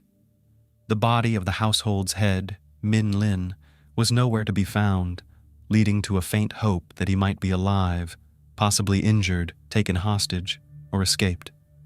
Kathy immediately called emergency services, but was so hysterical from the shock that she struggled to convey what had happened. She screamed and cried into the phone, begging for medics to arrive quickly and try to save anyone they could. However, the first responders could only confirm the deaths of all the victims at the scene of the massacre. The morning after, a chilling discovery. Following Kathy's frantic call to emergency services, Robert left to fetch the Linn parents, who lived about 10 kilometers away from the crime scene. The police and paramedics arrived within minutes, and what they encountered was immediately dubbed as one of the most horrific crime scenes they had ever witnessed. Tragically, it was too late for any member of the Linn family. Each had been killed by multiple blows to the head with a heavy, blunt object resembling a hammer. However, the lethal weapon was nowhere to be found, leading investigators to conclude that the perpetrator had taken it with them. Linn's body was eventually discovered in his own bedroom, covered with a blood-soaked blanket. Like his family, he had been beaten to death in a similar manner. It appeared that he was the first victim, followed by his wife, her sister, and lastly, the 2 boys. An initial inspection of the crime scene yielded no significant clues or leads. The absence of the lethal weapon, coupled with the fact that valuables and money were left untouched, indicated that the primary objective was the elimination of the Linn family, rather than robbery. Initially, multiple assailants were suspected, as it seemed unlikely that one person could single-handedly overpower so many. However, evidence suggested that the children were awake and had desperately tried to escape during the attack, as indicated by bloodstains and splatters throughout the house. Interestingly, all adult victims, besides head injuries, also showed signs of strangulation, possibly to minimize resistance during the assault. Identical bloody shoe prints were found in each room, with a unique tread pattern, but the shoe brand couldn't be identified, only its size.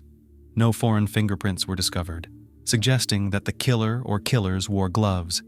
At first, there were no leads or theories about the identity of the perpetrator, as family, friends, and neighbors unanimously stated that the Linns had no known enemies. The motive for such a brutal massacre of 5 people remained unclear. The time of the attack was established to be between midnight and 3 a.m. on July 18th. The heiress and her guardians, Brenda Linn, the eldest and now the sole survivor of the extensive Linn family, was on a school trip to New Caledonia at the time of the tragedy. She first learned of the horrific incident through social media and initially refused to believe that it involved her own family, hoping for some mistake. Her Aunt Kathy soon called her, confirming the dreadful news through tearful sobs. Brenda was quickly flown back to Sydney, where Kathy and Robert, her new guardians, met her at the airport. Brenda moved in with them as the Linn family home was sealed as a crime scene. The next day, a grief-stricken Brenda was brought to the police station for questioning. However, she could offer no new information, insisting that her family had no enemies or ill-wishers and had noticed nothing unusual before her trip. Following her family's death, Brenda became the heir to a substantial fortune, including property and the family business. However, being a minor and still in school, her legal guardians, Aunt Kathy and her husband Robert, were responsible for managing the estate. Brenda's grandparents also offered their support, but Kathy and Robert insisted on being her primary caretakers. Robert even threatened legal action if the elderly relatives sought custody, arguing they were too old to care for a teenager. Eventually, the matter was settled amicably, and Brenda remained with her aunt and uncle.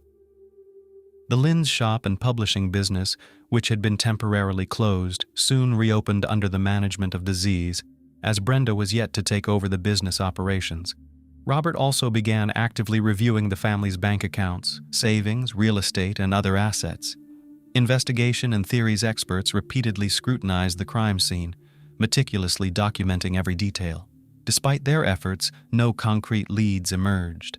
They deduced that the killer likely acted alone and entered the house quietly, suggesting either an unlocked door or the perpetrator having a key. The killer wore size 9.5 shoes with a distinct, ornate tread pattern. The lethal weapon, believed to be a hammer, was never found in or around the house. The killer's use of gloves meant no fingerprints were left behind, and no foreign DNA was found, only traces from the 5 victims. A peculiar and significant detail was that bloodstains were found on the doorknobs of each bedroom where the perpetrators occurred, indicating the killer's bloodied gloves touched them. However, there were no bloodstains on the doorknob of Brenda's room, suggesting the killer knew she was not there. As one of Australia's most high-profile cases, the tragic incident was widely covered in the media. With no substantial evidence or suspects, various improbable theories emerged. Rumors circulated about the Linn's alleged vast fortune, leading to their demise. There were theories of a robbery gone wrong, and even involvement of local Chinese mafia clans. Such theories weren't entirely dismissed, given the area's history with a burglary gang. The Linn shop had been attacked months before the tragedy, and Min had witnessed an armored car robbery a week before the fatal incidents. Although the criminals wore masks and Min couldn't identify them, it was speculated he might have been eliminated as a potential witness. Months passed with the investigation at a standstill. None of the theories were substantiated, and no suspects emerged. The robbery theory was eventually ruled out as money and valuables were untouched, and the killer seemed to have a singular purpose: to eliminate the household members. Additionally, the power was cut off in the house on the night of the fatal incidents, indicating the killer knew where the electrical panel was. The assailants' familiarity with the house in total darkness suggested they had been there before and knew the layout, possibly even obtaining a key in advance. A crucial, overlooked clue. While reviewing the perplexing case details for the 100th time, an investigator repeatedly listened to Kathy's emergency call, searching for any overlooked clue. Surprisingly, a significant hint was found in that recording. The recording captured Kathy's hysterical attempts to explain the situation, her words jumbled and interrupted by cries and sobs. At the end of the call, when the operator confirmed that emergency services were en route, Kathy unexpectedly mentioned her husband's name, adding something in Cantonese, addressing him directly. This detail piqued the investigators' interest, prompting them to translate her words. It turned out Kathy was pleading with her husband not to leave her alone in the house. This was significant because Robert had decided to fetch the Linn parents on his own, leaving Kathy at the grisly crime scene before the police arrived. Robert's behavior seemed highly suspicious. 5 people had just been brutally taken away in the house, and the killer could still have been hiding inside, making Kathy a potential target. Yet, Robert appeared calm and simply left, as if he knew nothing bad would happen to his wife. The main suspect and new evidence. After several unproductive months, the police finally identified a primary and sole suspect, Robert Zai. It was discovered that he had a key to his brother-in-law's house, which Min had given him just in case, shortly before the tragedy. Curiously, Robert never mentioned this during interrogations, and Kathy was unaware that her brother had given her husband a key. Brenda unknowingly revealed this crucial detail to the investigators. Further investigation revealed that Robert's claim of being a successful ENT doctor was a facade. While he did possess a medical degree, he never held a stable job in the field. Rumors suggested he fled to Australia to avoid punishment for alleged bribery charges in China. In Australia, Robert failed to establish himself professionally, squandering the last of his savings on unsuccessful business ventures. After moving to North Epping, he became essentially idle, relying on his wife's income and occasional financial assistance from Kathy's relatives. Once the guardianship papers for Brenda were finalized, Robert acted as if he had inherited the Linn family's estate. His first move was to force Yun's parents out of the house that Min had bought for them, though it was legally under the deceased's name. Min and Kathy's parents remained in the house bought for them. Considering these facts and circumstances, investigators theorized that Robert was driven by intense envy of his wife's more successful and wealthy relatives, harboring a long-standing plan to seize their property, money, and lucrative business. Despite living under the same roof as the perpetrator of the crime against her family, Brenda and Kathy weren't considered in immediate danger. Brenda was oblivious to the true nature of her cohabitant, while Kathy was needed by Robert to maintain control over the family's assets. However, the police couldn't arrest Robert yet due to lack of concrete evidence against him. Interrogation, surveillance, and arrest. The investigation team obtained permission to install several hidden cameras in the Z household, hoping to gather the evidence needed to prove Robert's guilt. The breakthrough came sooner than expected, starting with an unsuspecting revelation by Kathy during an interrogation. Kathy mentioned her husband's preference for a particular brand of shoes. A few years back, Robert had purchased 2 pairs of sneakers from a limited edition series that he particularly liked. He had worn out and discarded one pair, but the other was still carefully stored in its box at their home.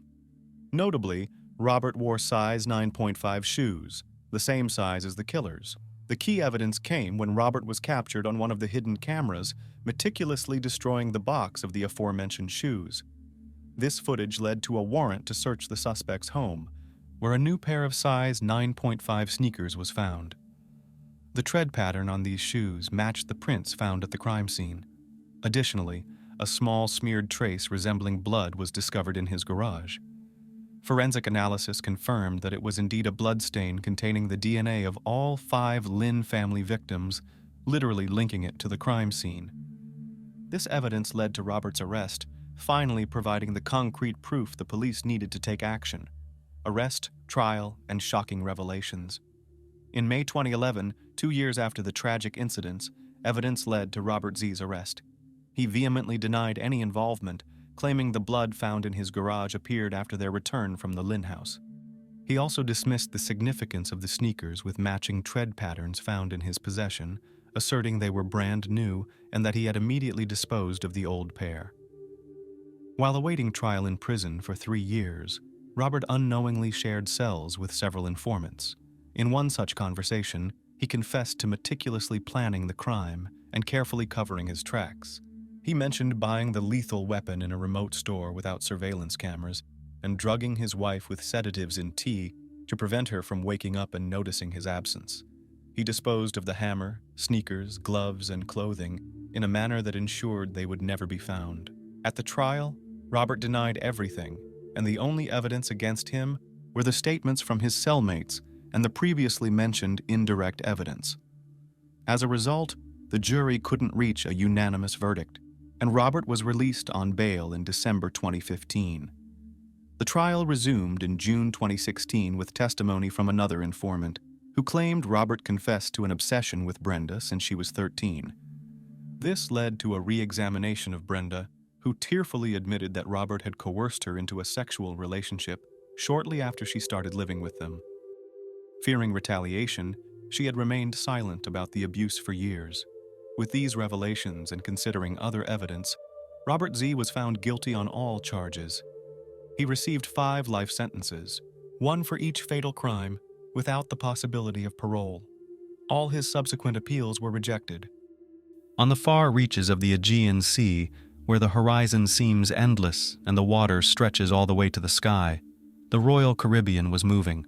George Smith and Jennifer, a young couple who had just become husband and wife, stood on deck, feeling the wind in their hair and contemplating this majestic nature. The Aegean Sea spread out before them like a vast life full of promise and plans. Thus began their wedding journey, which became not an ordinary cruise, but a story turned into a mystery. On July 5, 2005, around 8 a.m., on Deck 7, in one of the cabins of the cruise ship Royal Caribbean, 16-year-old Emily Rausch of Chicago was preparing for a new, sunny day.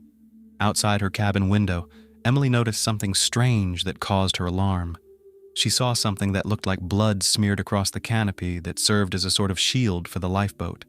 Nearby, she also saw a bloodstain near the very edge of the canopy, as if someone, having been injured, had fallen there before disappearing overboard. Emily could not remain indifferent to this discovery and hastened to report the strange footprints to the staff of the liner.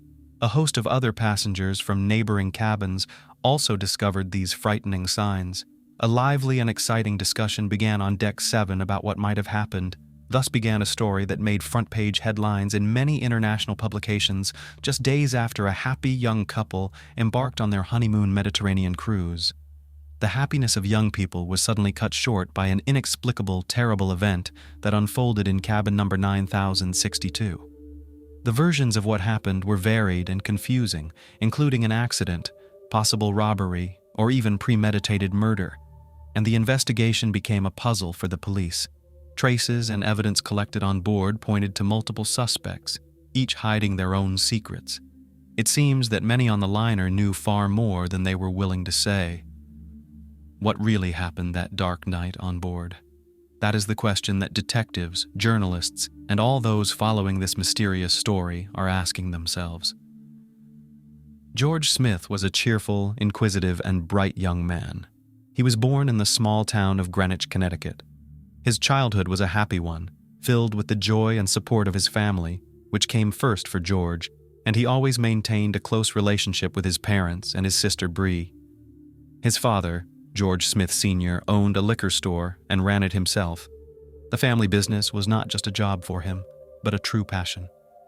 In 2000, the younger George Smith successfully completed his higher education in business at Babson College, which is located in Massachusetts. After graduation, he worked for several years in Boston as a computer data mining analyst. However, his heart has always belonged to the family business. After making an informed decision, George decided to return home to help his parents run the store. Under his father's guidance, he was going to learn the ins and outs of the family business so that he could take over the store in the future and allow his parents to enjoy a well-deserved vacation. In 2002, at one of his reunions with friends, George Smith met a girl who became his life partner. Jennifer was also a Connecticut native and had just received a job offer as an elementary school teacher. She was bright, beautiful, and ambitious, just like George himself. The young people were completely enamored with each other. George's parents were also delighted with his chosen one. 3 years later, in 2005, when George was 26 years old, the couple decided to get married and start a new chapter of their lives. They celebrated their wedding at the Castle Hill Inn, located in the picturesque town of Newport, Rhode Island, and the ceremony itself took place on the ocean front. It was a location perfect for such an important event in their lives. Immediately after the ceremony, the newlyweds went on a wedding trip, choosing a cruise on a luxury liner, one of the majestic ships of the Royal Caribbean. The tour, lasting 12 days, involved sailing the beautiful waters of the Aegean Sea. Their journey began in Barcelona on June 29th and included stops on France's Côte d'Azur and then along the coast of Italy. Aboard the liner, George and Jennifer quickly struck up a friendship with another couple and a young man named Askin from California. 20-year-old Josh Askin, a man with a keen sense of humor, quickly won George's friendship, and onward the merry company enjoyed spending time together. The 1st of July, when the liner moored off the Italian coast, they decided to go on land together and have fun. All day July, 04 young people traveled around the island, walked through the narrow streets of its old town, swam in the cleanest Aegean Sea, and tasted the local cuisine in cozy taverns. Happy and cheerful, they enjoyed each other and the atmosphere of this beautiful place. Mykonos left unforgettable memories in their hearts, and they planned to also have fun continuing this evening together on the deck of the liner. After a romantic dinner, George and Jennifer met up with their friends again on the liner. The merry company decided to unite and have a good laugh to remember this exotic corner of the world. The evening was full of laughter and excitement. After enjoying delicious appetizers and drinks, the newlyweds in the company of Josh Askin went to have fun in the casino on board the liner. George and Josh enjoyed sitting at the craps table. They were also kept entertained during the game, while Jennifer enjoyed playing at the poker table. By the end of the evening, the newlyweds had lost a not insignificant amount of money without regret. They joked about losing, after all, it was their honeymoon. After the casino closed, apparently, the friends decided to continue their night out. The last video of George was recorded around 2:30 a.m. on one of the liner's many security cameras. The footage showed him leaving the casino, but that did not mean George would return to his cabin. In the early morning hours of June 5, 2005, on the Greek island of Mykonos, a mysterious plot began to unfold. George Smith, 26, a newlywed who was on an Aegean cruise with his wife Jennifer, disappeared. Last night, George was reportedly having an active time enjoying the liner's atmosphere of fun and luxury. Everything seemed harmless that night, but the sequel turned out to be much darker. The captain of the ship examined the cabin, under the window of which strange footprints had been found, as well as the place on deck. There was no one in the cabin. The available footprints and evidence indicated that something serious had happened. The possible disappearance of the newlyweds was related to violence. The news quickly reached all the liner's visitors. There was alarm aboard the ship. Passengers were disturbed by the strange events. Deck 7 was cordoned off. No one was let in or out of their cabins. The ship's crew thoroughly checked every possible establishment on the liner in hopes of finding the missing George and Jennifer. After the discovery of blood, the newlyweds were presumed to have mysteriously disappeared. Taking the situation into his own hands, the senior officer headed to their stateroom to get to the bottom of what was going on. From all available traces, it was hypothesized that George might have fallen overboard the ship. Meanwhile, on the other side of the ship, the search for the young couple was still going on. By 10 a.m., Jennifer was found in the ship's spa, where she was having a pre-booked massage session. Her facial expression spoke of deep surprise and concern. She claimed to be unaware of her husband's whereabouts and that she had not seen him since the previous night. Jennifer revealed that when she woke up this morning, her husband wasn't there. At first, it did not seem unusual to her, because he had spent the night with friends and in the morning he was in another cabin. So she did not search for her husband, but went for a spa treatment without being bothered by his absence. At noon, Turkish authorities arrived on board to begin an investigation. The ship's captain reassured the anxious passengers and announced that the abnormal events required cooperation with local authorities. He emphasized that it was a measure necessary to clarify the circumstances and expressed hope that the situation would be resolved soon. The police officers began their questioning with the missing man's wife, Jennifer.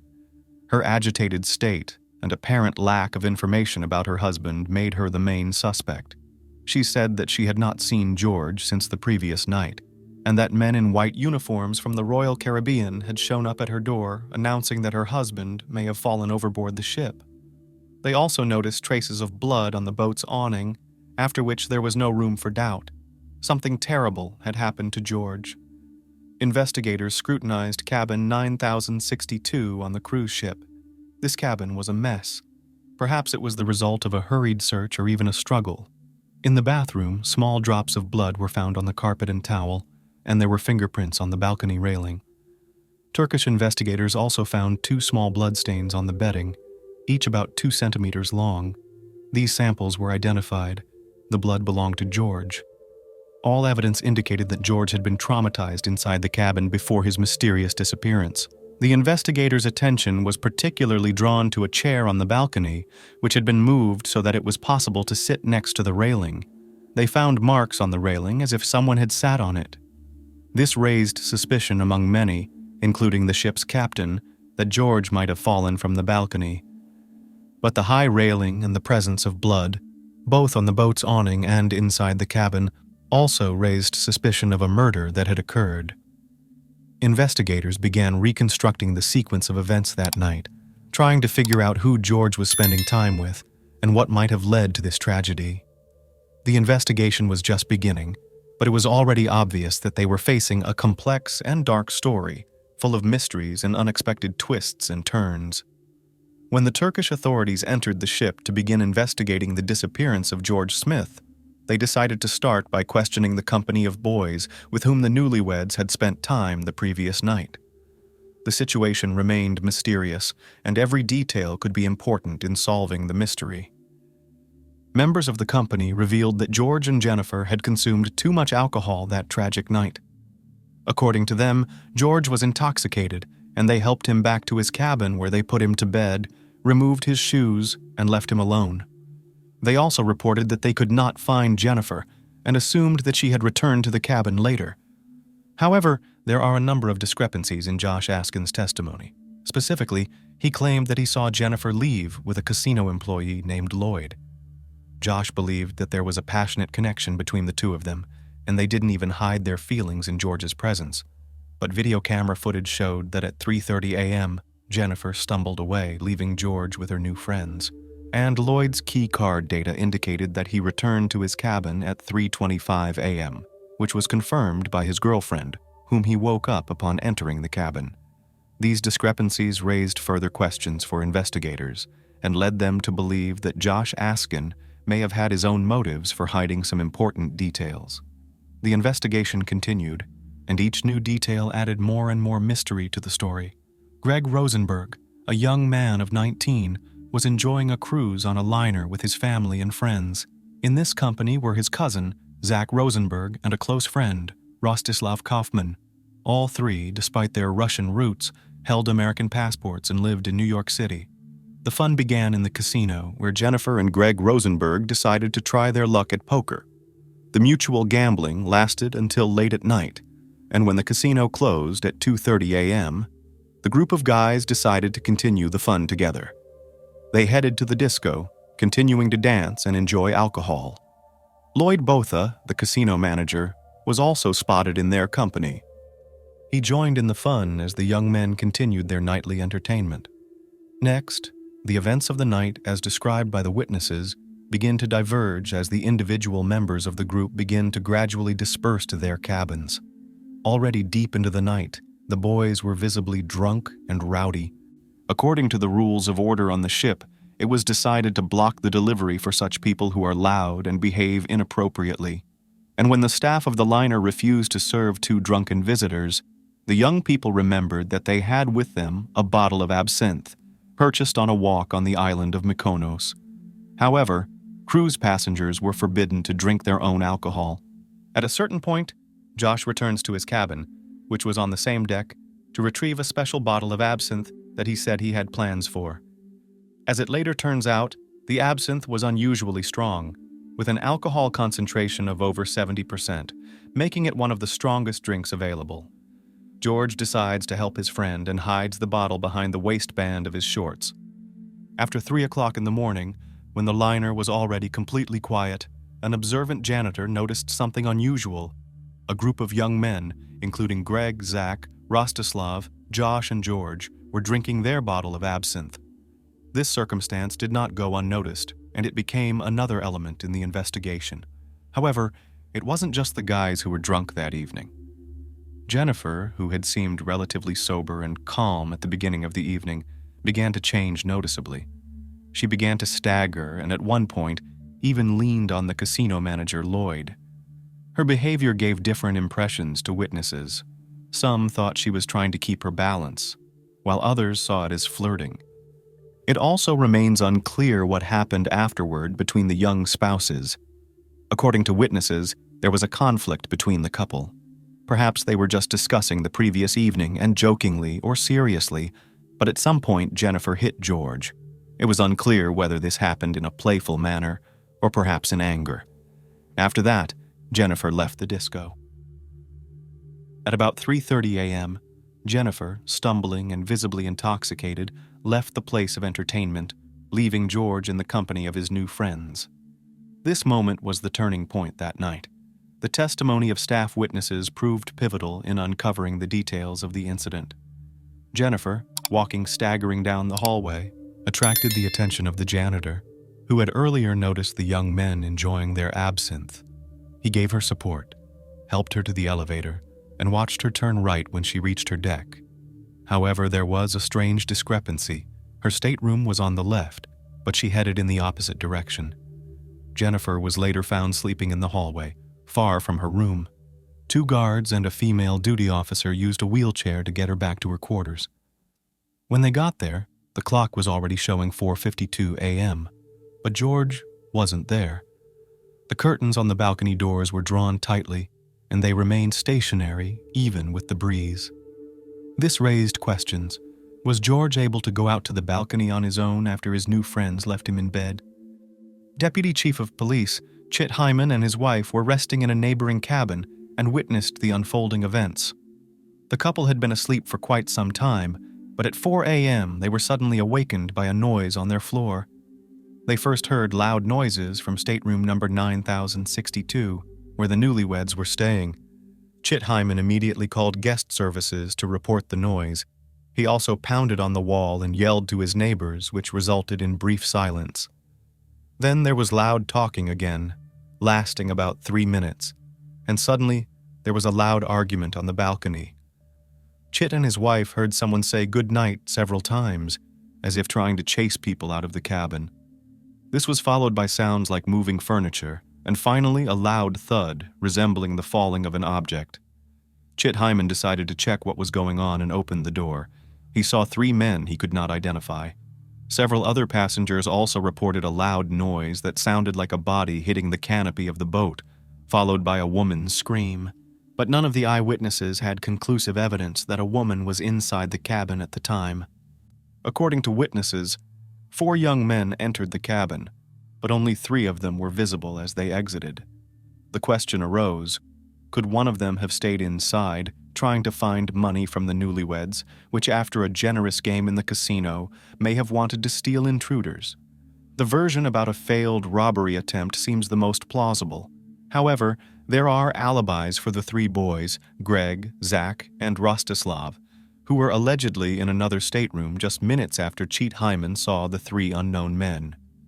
The keycard records for George's stateroom confirm that the boys entered it at 4:05 a.m., according to their testimony, and that they entered the cabin again was not recorded.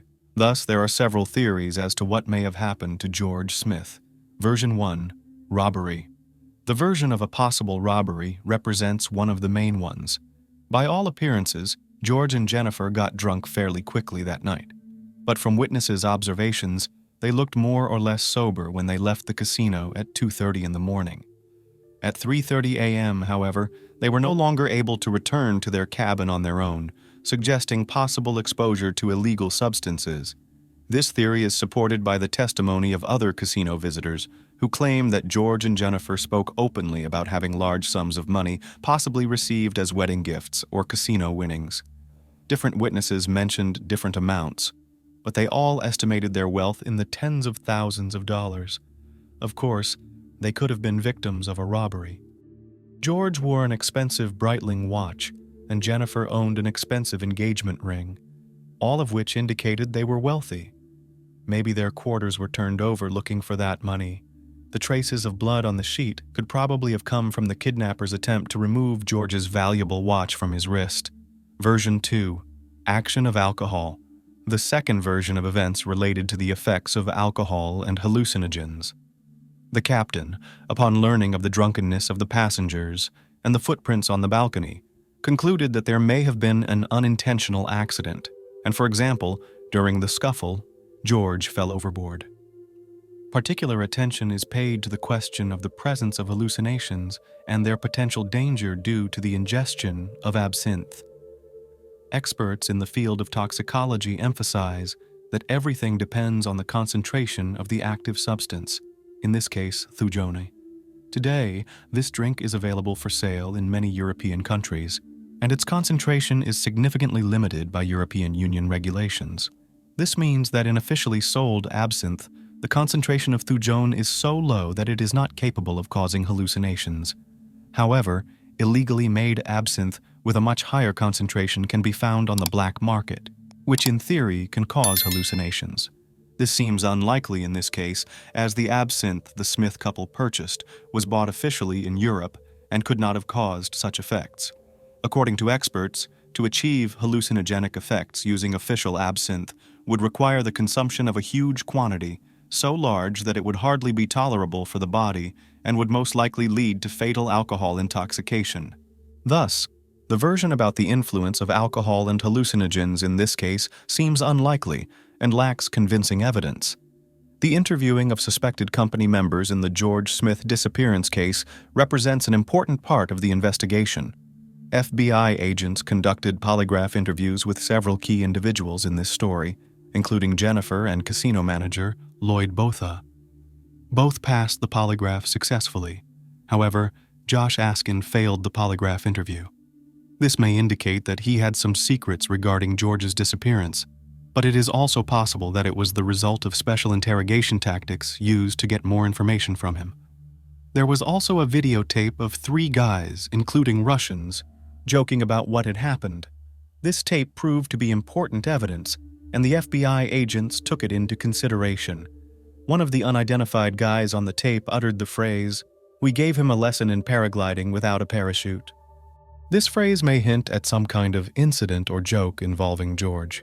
In 2009, all 4 guys, Greg, Zach, Rostislav, and Josh Askin, were interviewed by FBI agents as witnesses as part of the investigation into the mysterious death of George Smith. Zach Rosenberg and Josh Askin refused to give direct answers and invoked the Fifth Amendment of the U.S. Constitution, which grants the right not to testify against oneself. Their testimony remained ambiguous, and it appears they were unwilling or unable to provide a full account of what happened. The George Smith investigation was also influenced by the testimony of Greg Rosenberg, who was among the young men who were in the company of those entertaining that night. He claimed that they ordered food to their cabin that day, which serves as a key alibi for the Russian boys. However, there are contradictions to this claim. Records in the ship's service logs do not support such orders, and the delivery service had been blocked for their cabin the day before. The staff was even instructed not to provide any service to them that night. Greg cannot say for sure which of the cabin's passengers placed the orders.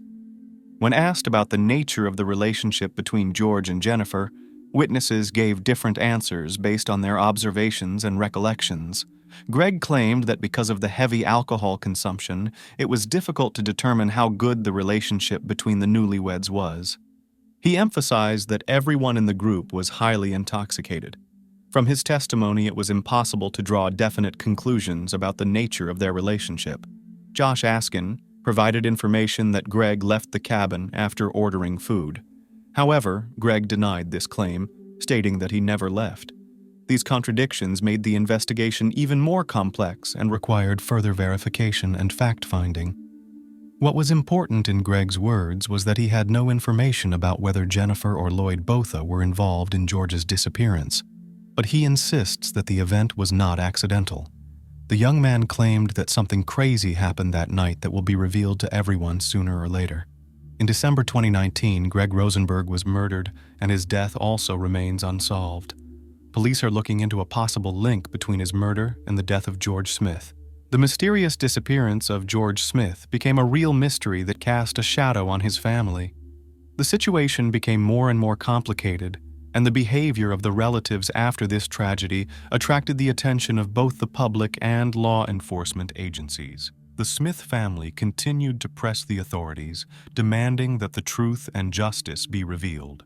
The case of George's disappearance was transferred from the FBI's Connecticut Regional Office to the FBI's New York office. Their persistence, and more importantly, their ability to get the public's attention through the media, yielded little results. To try to solve this dark secret, the family offered a $100,000 reward for information that could help find and punish those responsible.